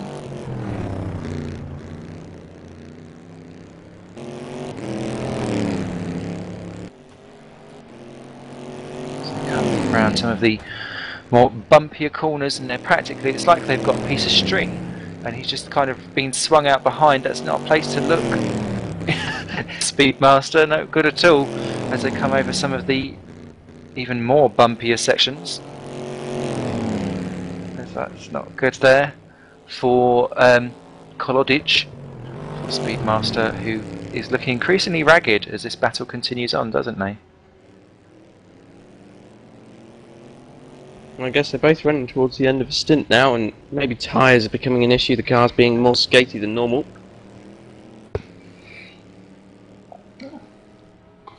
There's one corner left to go, and then we're out onto the big old long straight, and let's see who does what. As the Speedmaster car going right the way out to the edge there. I don't know if he thought he could rim run it and see what he could do. You can still see there Kaczmarek just further up the screen, but not looking good. Massive run. He has indeed. That may have worked out quite well for him. Balls to the wall around the outside of the corner, and he's through already before we get to the end of that straight. But he's pushed back in, and look at Peth. He's going to go straight for a double slipstream back through. Maybe by the time they get to these tighter corners, he may be able to have an attack for Simco Dream Team. He's got to just thread his way through this quite nicely, which he does just behind. Starlen Van Buren is just blasted past Janis Paulik for 8th and 9th positions, doing exactly the same thing. So and into the pit lane they both go. And then they both pop into the pits. So it's going to be down to a pit stop thing, and everyone appears to be in because Burlak has just been in, Kaczmarek is in already, as is Bram Beelan. These two too. And well, I was just about to ask Joachim and Roy exactly when's the time to pit. Now is the time. Absolutely. This is about what we've seen in the RDLMS as well, that GT cars can go for somewhere around 70-75 minutes full tank. Okay, that's right. Interesting to know. Welcome to the race, Nicholas Matchskin for Simmons Skins. He was the man that took over that car when they came into the pits. Everyone else appears to still be okay. Lots of people staying in the pits. We've got everyone from 5th, as Kaczmarek's now just joined the track actually, but 6th downwards still all in the pits, as it looks as though Simcoe have got it in the pits. Definitely. Peth there, Powlick actually is one that's gained in that for Hell Racing. As Zakowski there in 8th position is going to come out right alongside the Speed Simcoe team, and it's going to be side by side into turn 1. And look at Zakowski round the outside. Great move there.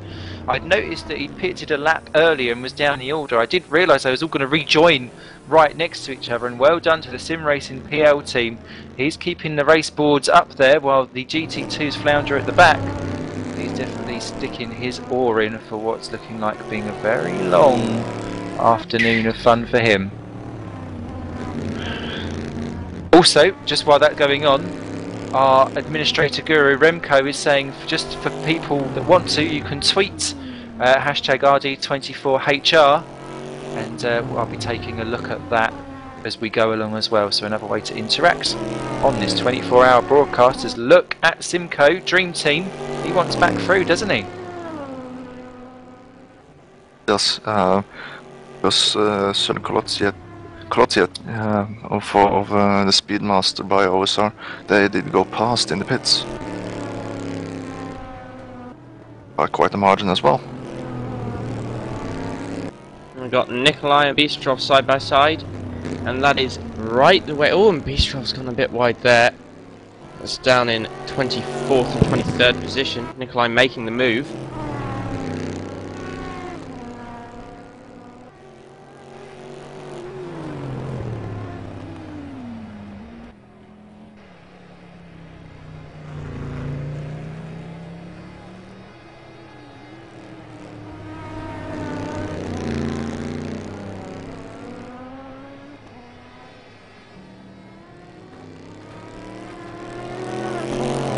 GT2s all seemingly continuing on after the GT1s have made their first pit stops.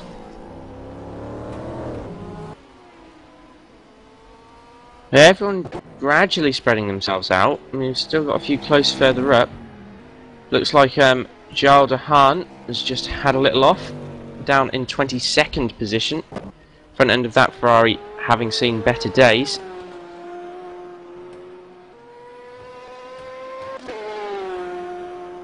Splitter gone a foot there. There's Botnarenko in 27th, making some headway on Nigel Middleton. So that's a WBR catching up to Ace Motorsport in the GT2 category.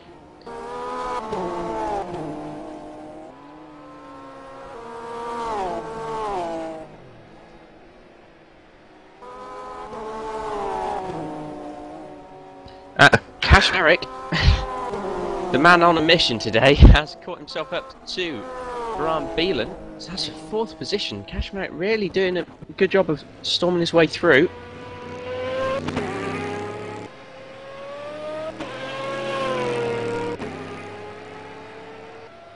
When will he have a look this time? When will he duck his car to the inside or outside? You never do know. Through that uphill right-hander, 2nd or 3rd gear, depending on how much oversteer you want on the exit.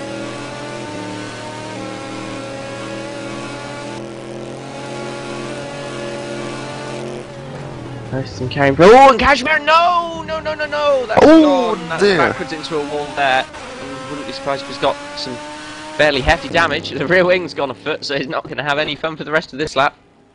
Ooh, as we can see through the fast corners, there is no rear downforce on that car. Must be like driving on ice. Yeah, it doesn't appear like he's gotten a puncture or so anything, so it's just the rear wing to worry about, but, well, just the rear wing when you're going around in 240, 250 kilometers an hour. Well, you could almost see it coming there from Brandon Kashmir. He gave him very aggressive all race, and as soon as he made a mistake, it was going to be heavy into a wall, as is the case with the track as unforgiving as this one. Oh, and he's spun it again without the rear wing. It's going to be one of those laps. You can just feel all the positions he's made up are going to be going away from him now. Yes, and he's only by the carousel as well, so now it's the most... the section with the most corners are coming up. He should have asked you, Joachim, for advice. Go slow. And he's gone again. Oh dear. It's all gone a bit Destruction Derby. I do prefer the car's aesthetic look like this, actually, to be fair. What was the thing he dropped when spinning in the carousel? The rear splitter? Yeah, it looks like it. Diffuser. Yeah.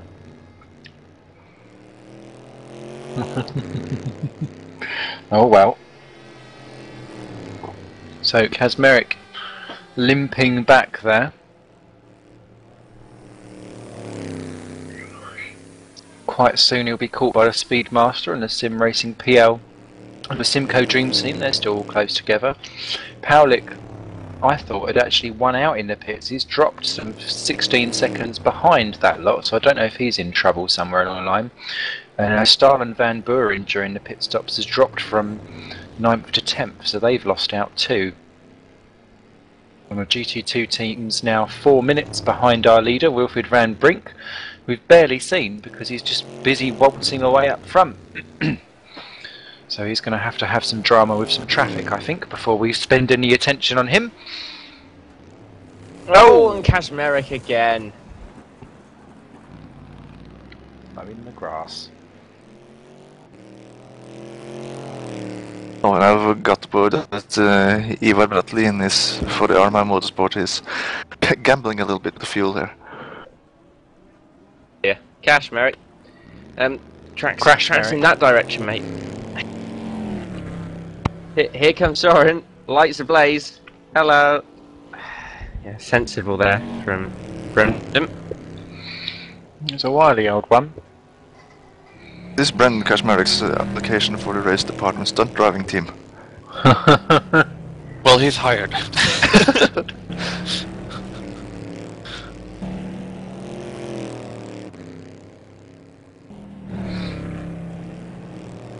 So yeah. He's going to lose a lot of speed down the straight now. So many times we've been on the wall. Well, I think sometimes it's better to go slower around some of those. Yeah. And just count your blessings. Right behind though. I don't think he's Zakowski's still losing got- speed on the straight. I think he's going quicker. Yeah, wait till he has to press the pedals. That's Yeah, what's I'm going on to be the board drama. now. I tell you what, if he does spin, he's going to ruin the battles right behind him for 7th and 8th that are closing him down like a rate of knots. Zakowski for Sim Racing. How on earth did he avoid the wall there? He's got Zakowski and Peth that are going to catch him very, very quickly, and I don't like this when it's all going to hit together. And I think please, Kazmeric's actually going to get to the pit lane before they reach him. thank God for that, because I was clenching things that don't need to be aired. As yes, he does pull out into the pit lane. He goes. Zakowski and Peth go through, still battling away for what is now 6th and 7th positions. And wow, a bit of a he'll provide us action later on, won't he? When he's trying to ascend back up the field again, I'm sure.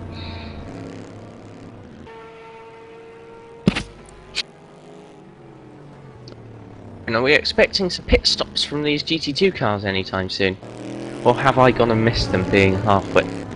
I think you were witting your half. They've all been in. Well, yeah, I think most of the teams have been in. Yeah, it makes sense too. Except my team, who are very, very, very close to running out. Uh-oh.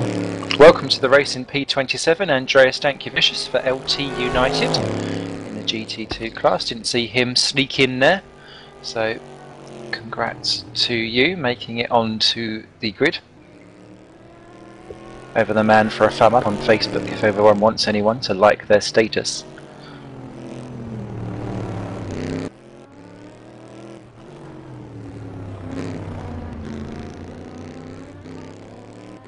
As the battle for 6th and 7th continues, Zakowski, who pitted a lap earlier than Peth, kind of jumped him on the exit of the pits, but now that the Simco Dream Team car has got himself back going again, They appear to be matching each other toe for toe.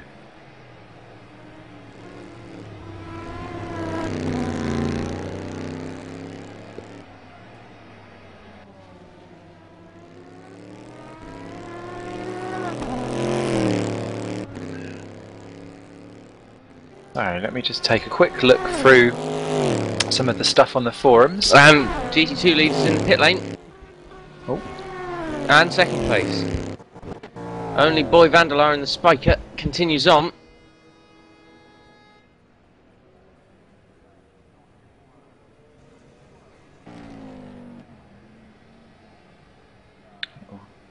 The kind of order of how they'll come out will be determined, I think, by what their strategies are going to be, although they must be very similar at the moment. Kazmarek has rejoined in 10th position after his stop, 2 minutes 15 off. Only driver changes going on there. Doesn't look like it. Kassa and Lubchik staying in.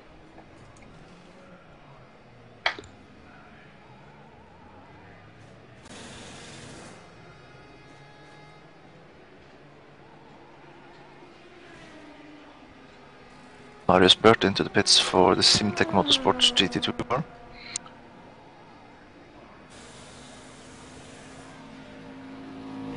So Stragos Harbour drives past the pair of them and resumes his 13th position. And you can see Kassa's away ahead of Lubchik, so status quo resumed there, and Marius Burt's in as well, so there's going to be no changes there. Stefan Sieta is also in, so no one really doing much in the GT2 stuff. Just on the forums, Magnus Dahlgren writes he is bummed out, so that's not worked out for him, because obviously he was one of our first disconnections as Lubchik finally gets going again. That was a long stop, must have had some damage on there. Nicky DeFrey said ISD had a wheel issue and wasn't able to connect in time for the actual start, so they didn't even get to start. And Richard Blocker says it was a freak moment for their most important race of the year because they disconnected in the first corner and was upset. Same for Magnus Dahlgren of 2. So dramas all round for them. But hopefully they've pulled up a seat and are busy on the broadcast.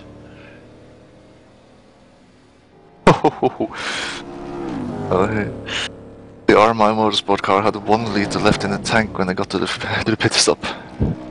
That's more gambling than I like, actually. I really want to drive this race.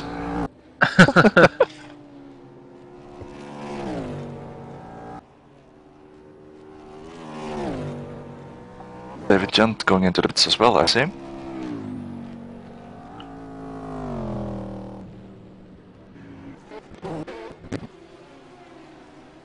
Still 32 teams in the running, so that's good.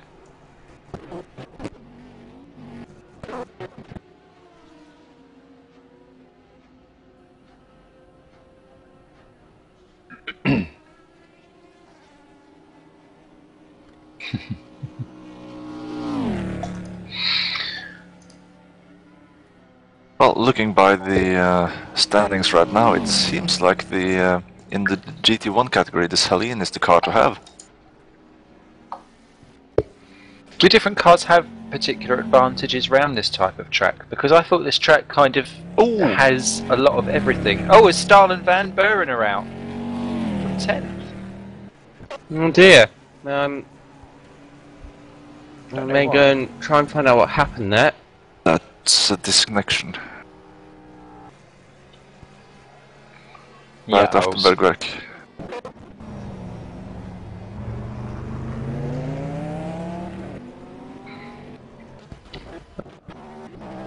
Was there?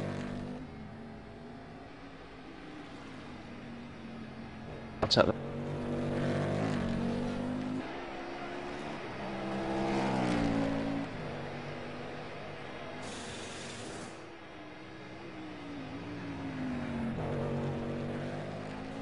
No other particular changes going on.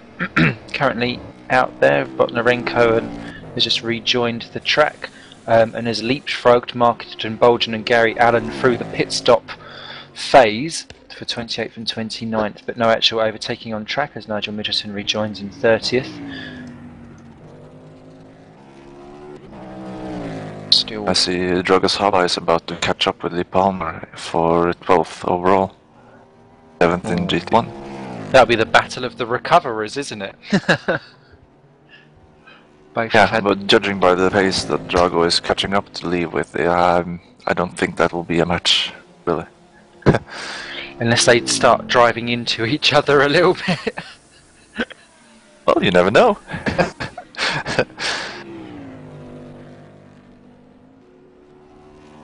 We are due a wee bit.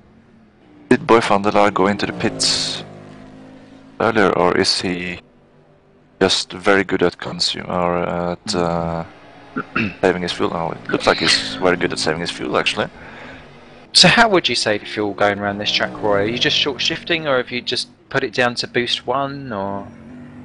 Yeah, well, do everything you can of those tricks, I guess. Roll off the throttle a bit early to let the car just glide into the corners and maybe not go off the throttle and not blip when you change the gears down and stuff like that. Saves you, well, it doesn't really save it that much fuel each time, but over a big lap of 26 kilometers as this is, you can actually save quite a lot of fuel on it. Cool. No, it should be. It's always interesting to get stuff from you and Joachim's perspective, particularly because you drive an awful lot of these cars, and I don't really get a chance to get in and get some stuff. So I love hearing all of your little comments. Well, yeah, I haven't really been driving all that kind of different cars of more than a year or a year and a half or so, but still learning more for each day. That's true. And well, if it's someone, Rickard Helston in the chat room just going 8.25 litres per lap for Boy. ... Amazing ... So I think he's won over some fans with this. Well, if it equates at the end to having a pit stop less by the end of the race, if not 2 or so, I suppose you really are winning, because pit stops around here do take a while, don't they? Yeah, they take a 10th of a lap. Something like that. But of course, you know, a 30-second pit stop or something like that, do all the time you can save on it, save, so it's easier to save time in the pits than out on the track. Good stuff, as we're watching on board with Boy van der Laar, who's yet to pit but is now sitting pretty in 10th position. Dragas Harbour has got past Lee Palmer for 11th and 12th. There's already 2 seconds between the pair of them, so that was that battle resolved very quickly indeed. Still a few people battling here and there. Stefan Sieta, who has pitted, is catching up with RMI Motorsports as well. So, so that's going to be interesting. And everyone, the GT2 classes, they've spread out slightly compared to where they were, but there's still there's still a couple of battles going on actually. George Pole for UKNL has just joined the race and is immediately battling with Sergei Yashin for Rising Power, who's also just joined the race too. So we'll go and grab that in a second, if it's not just being resolved now. Indeed it is being resolved now, as 25th possession Sergei Yashin dives past George Pole, and that was good because they were busy being lapped by other traffic. Of course, traffic now very much starting to play a part in the race itself. And Yashin, very good on the exit of that corner, just swooped past George Pole, and Yoink's 25th position. And the GT2 leader is into the pits, Boy van der Laar. Be interesting to see now how, where is Peter Kosa on track? He is on the middle of the long straight, so I guess those two will end up quite close to each other when the pit stop is done for the current spiker. Oh, someone's off the track.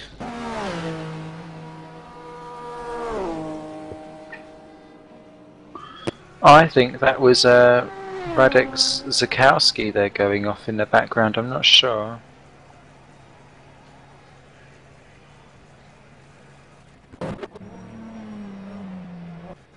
Let me just take a little...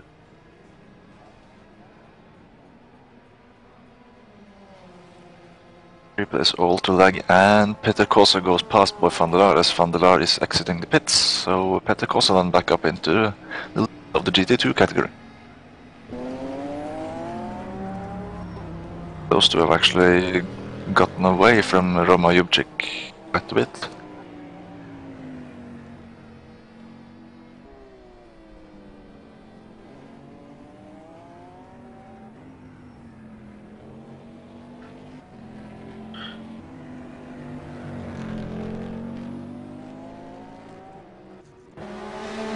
Okay.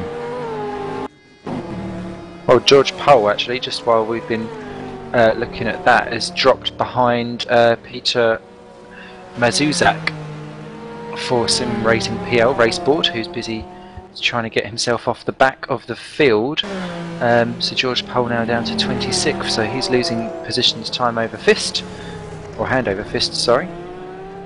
Boy van der Laar, by doing that extra couple of laps with the pit stops, has leapfrogged the Akuri Simsport car and is now sitting second overall in a GT2 class. So let's take a quick look, roll down of the top 5 in each class. Leading the race overall, we've got in a GT1 category as well, is 05 Motorsports Wilfried van der Brink, who is just taking the mick, really. 47 seconds clear of Bjorn Drisky for online simracing.de. Then third will be Vladislav Berlacher for Akuri Simsport. He's got a massive advantage there over almost 50 seconds to Bram Beelen for Simrace VN. Doing a good job in fourth. We do like a Bram. Fifth for Soren Kolodzic for Speedmaster by OSR.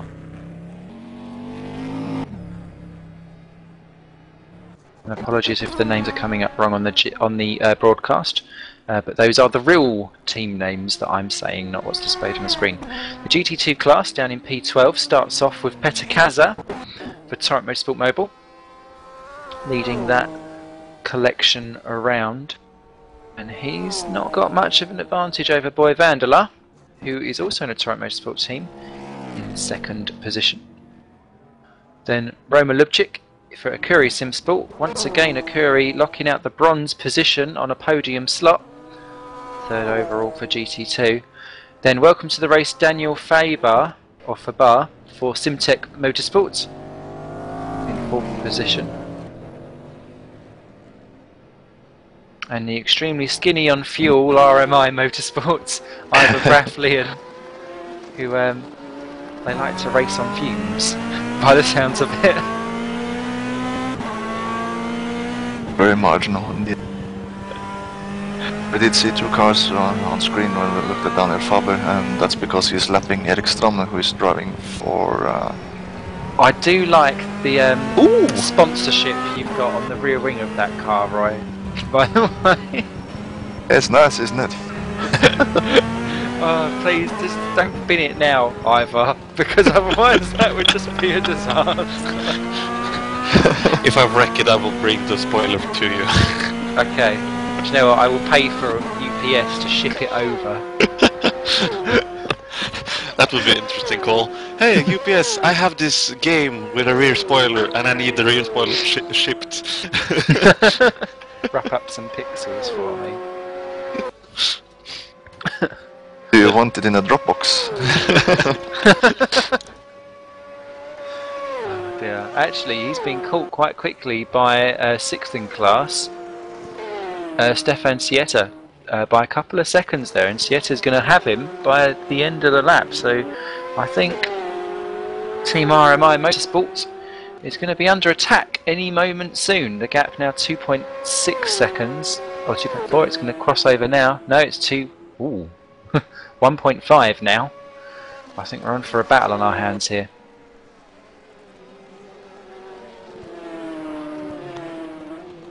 Yep.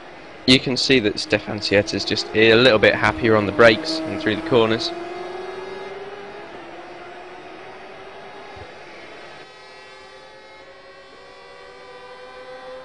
I've got no other driver swaps that I can see sorted out so far, so everyone else still going on quite nicely.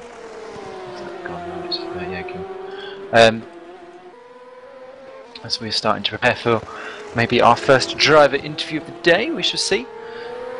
Ivor Braffley, a note for RMI, keeping his car quite wide as Stefan Sieta continues to close in. Stefan been in the wars already a few times and in a few battles, but he's certainly not shy. I think he will. You can see quite a lot of spinning lines, entire class tracks going down some of the straights. Makes me laugh. Now they are approaching the lowest part of the circuit.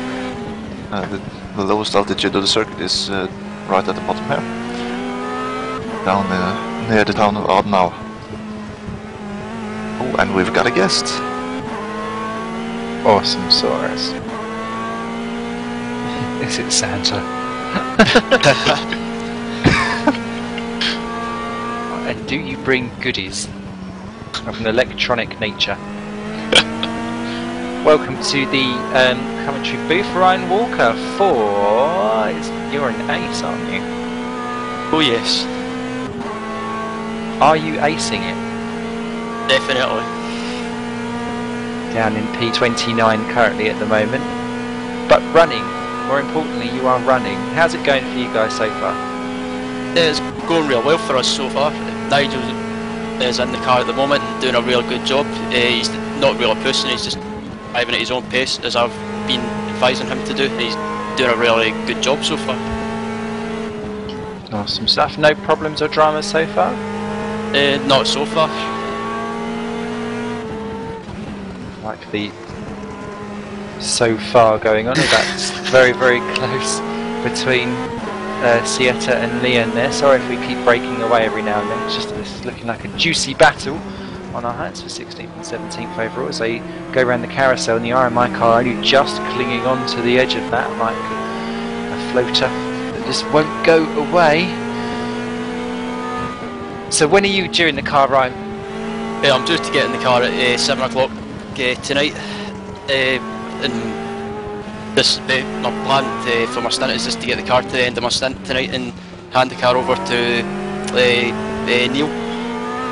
Are you avoiding Carl Middleton till at least the light hours of day?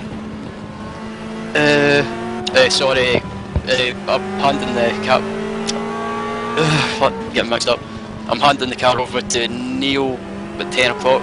Carl's take her over from Nigel and 3:30 or 4 o'clock, I think. Oh dear. So everyone come and tune back then for the DNF. Oh. Don't be mean to... I'm not being mean to Carl. It's just that Carl provides mucho entertainmento. Sieta continues to harass the back of the RMI Motorsport car, 16 and 17. As I think they're about to be lapped, actually, anytime soon, so that could provide a good opportunity there for Stefan Sieta to pounce as they take no prisoners over some of these bouncy shenanigans. And yeah, that is Wilfried van Brink. He's had to do a fair bit of lapping today, but thankfully, because this track is so long, it's not going to be such a drama as what it would have been if we'd have done this round, say, just the GP circuit. And there he is flashing his lights, saying, "Get out my way, you moose."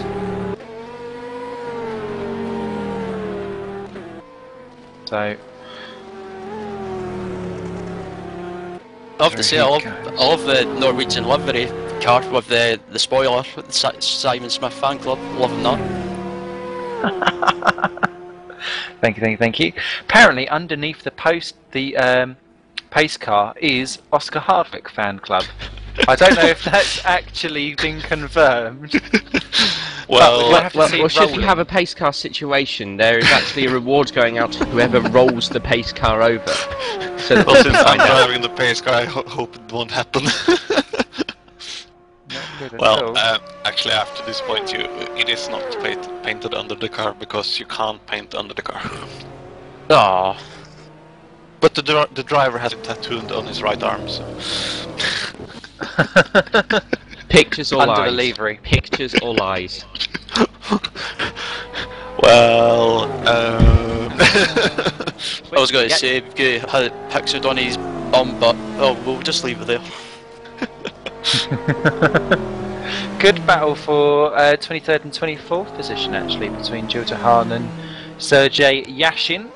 The Sim Race VN versus Rising Power Motorsport. We saw Sergei already dispose of a couple of people already, and they've got Peter Matizak closing them down as well, who's also been going up the order. They've taken over from what seem to have been slower team members, and they're busy booting their drivers back up the field. And Gilles DeHaan, who's been doing a very solid job for Sim Racing VN, looking like he's under pressure, not for the first time today. So we shall see how that goes. As Gilles DeHaan just about holding it all together. Yashin is looking feisty, even more feisty is Matizak behind, but Yashin pulls out as they go down the long old straight towards the last couple of corners, and he's passed already before we even get there. He's got his lights on. That's a little bit excessive, I feel. yeah, he's been driving with the lights on every time I've seen him. So Let's look at Matizak there. He's slipstreamed one, he's going to slipstream the other. Is he going to have two at a time, baby, down the straight before we get to the corner? Yes, he does. He pulls back in front. A fantastic move there by Peter Matizak for Sim Racing PL. And my goodness me, it was like, well, yellow jersey out front. As they go round, go around a couple of the corners, back going again, but Yashin trying to go in a slipstream, and into the pits goes Matizak, and that kind of fanfare is over for him. But actually that's kind of allowed Gilles DeHaan to have a go almost at Yashin down into turn one. I'm surprised he's allowed his lights on. I wonder if someone might take a look at that later on. But Yashin just holding on from Gilles DeHaan, who takes a much tighter line down into turn 1 and 2, and DeHaan's now put his lights on too. What are we time in the game? We're only at 4 o'clock. My goodness, even I've eaten enough carrots to go round in the light at 4 o'clock, so we shall see about that. There's a lot of carrots. There's a lot of carrot, but then my mouth's got to do something, otherwise it's left talking on a broadcast for 24 hours. Well, that's exactly what we want though. I wouldn't say that. Yashin continues on. Botnarenko just a few seconds behind these two as well, so don't discount the Water Blue Racing car either, because having now disposed of George Pole for UKNL, he's kind of kept up roughly the same pace, just a few seconds further behind, so interesting stuff for them. Wilfried Van Brink now 52 seconds clear of Bjorn Drisky for online sim racing. Ooh, and Middleton's going slowly. 29th position. Oh, he's just spun back on the track. 29th position, Nigel Middleton. I think that was trying to avoid Powlick there, because that looks as if Powlick had gone off the track too. And in fact, they were contact. Middleton was going slowly. Good. Oh, they're into the pits actually. Both Nigel Middleton and Janusz Powlic, and Powlic is in from 8th position, so that's going to affect the GT1 positions. So looks as though he got stuck on the curb on the last chicane there. So Nigel Middleton, your team in trauma there, Ryan. How do you feel? I'm absolutely cleansing. I tell you what, I don't think this is a good business to get into, some kind of flashing pill. Oh god. Go have a beer, mate. And Kashmarek into the pits again. Kashmarek is in. Well, he's a Scot.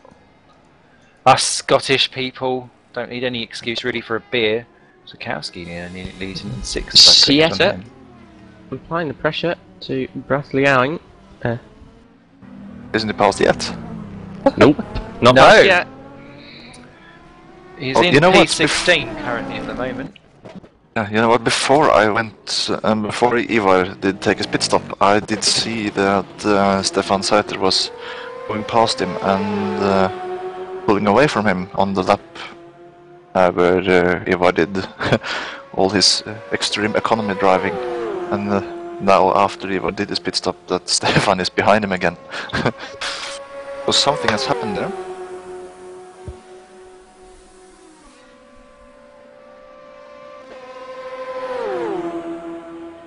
But yes, P1617, Sieta once again pressurising the Norwegian flag that is more patriotic than the Eurovision as they continue round. I've not even heard the Norwegian entry for the Eurovision this year. I do like a bit of Eurovision. That comes up at the end of the month. We could do a racer vision where everyone comes along in a liveried flag and everyone puts their best driver from the country forward. Like the what was the Formula Series where they drove the Formula 1? AutoGP. Yeah, that's correct. I've got the season review of that. That's quite good. A1GP, that was it. Sorry, not AutoGP. Yeah, that's right. Shades of FSR through there. Please don't swear. Before watershed. As Sieta continues, actually, he's dropped back slightly there from Lien. So. Well, I actually went for this livery because, well, a Ferrari should be red, and we're all Norwegians driving the car, so... Oh, and I don't know if you noticed, but if you look at the side windows, the rear side windows of the car, they are pink because Olaus refuses to drive any car without any pink spots on them. And that is a damn good call, if ever I say so myself. Brendan Kazmarek, 9th position in the barriers for a quick spin. It's almost as if he is slightly magnetically pulled towards them today. And we're only at the 2-hour mark. Yeah, so I don't fancy that one's chances for 24. Janos Paulik slightly off the road as well at the Adnar Forest section. That was a bit. He was going a bit too fast. There you go. Yeah.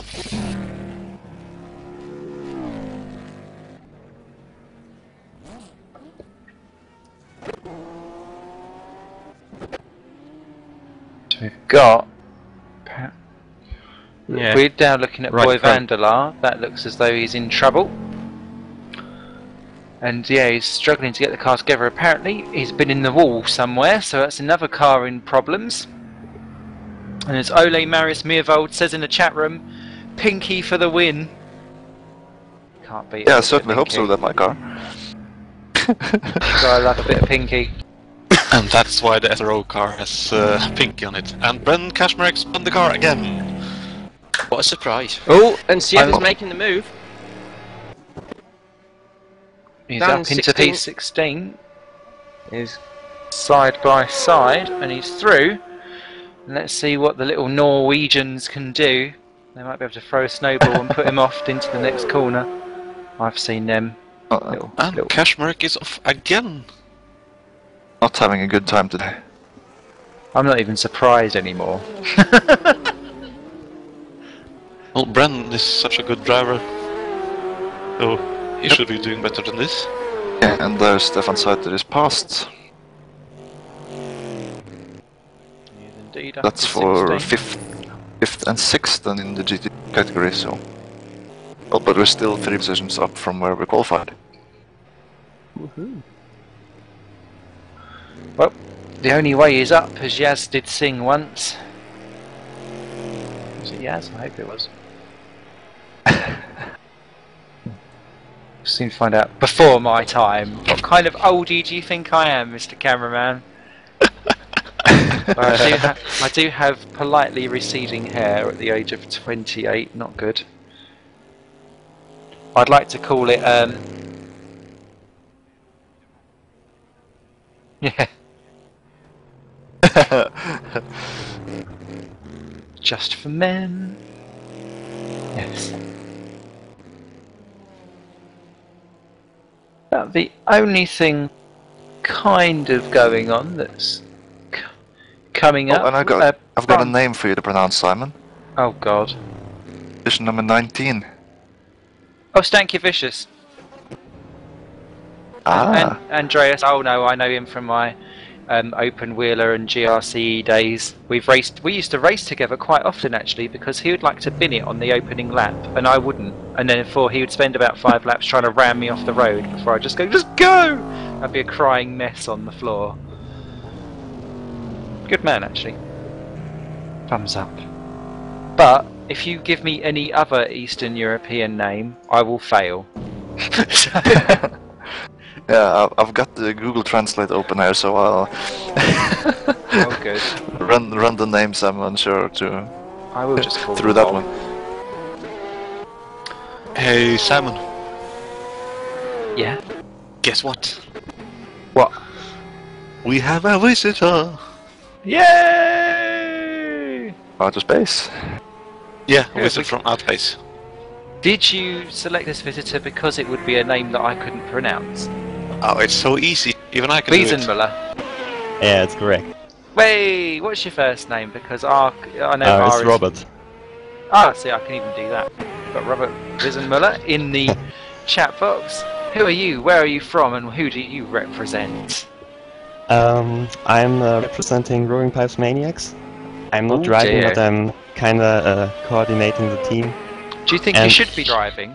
Judging by what Tragus has been up to today. Yeah, it's been really unfortunate for us, the start of the race. Not so bad as for other teams like those who are disconnected so far. I mean, it was not so bad, but Dragos lost control of the car in a really fast section, and we were really lucky to have no damage on the car.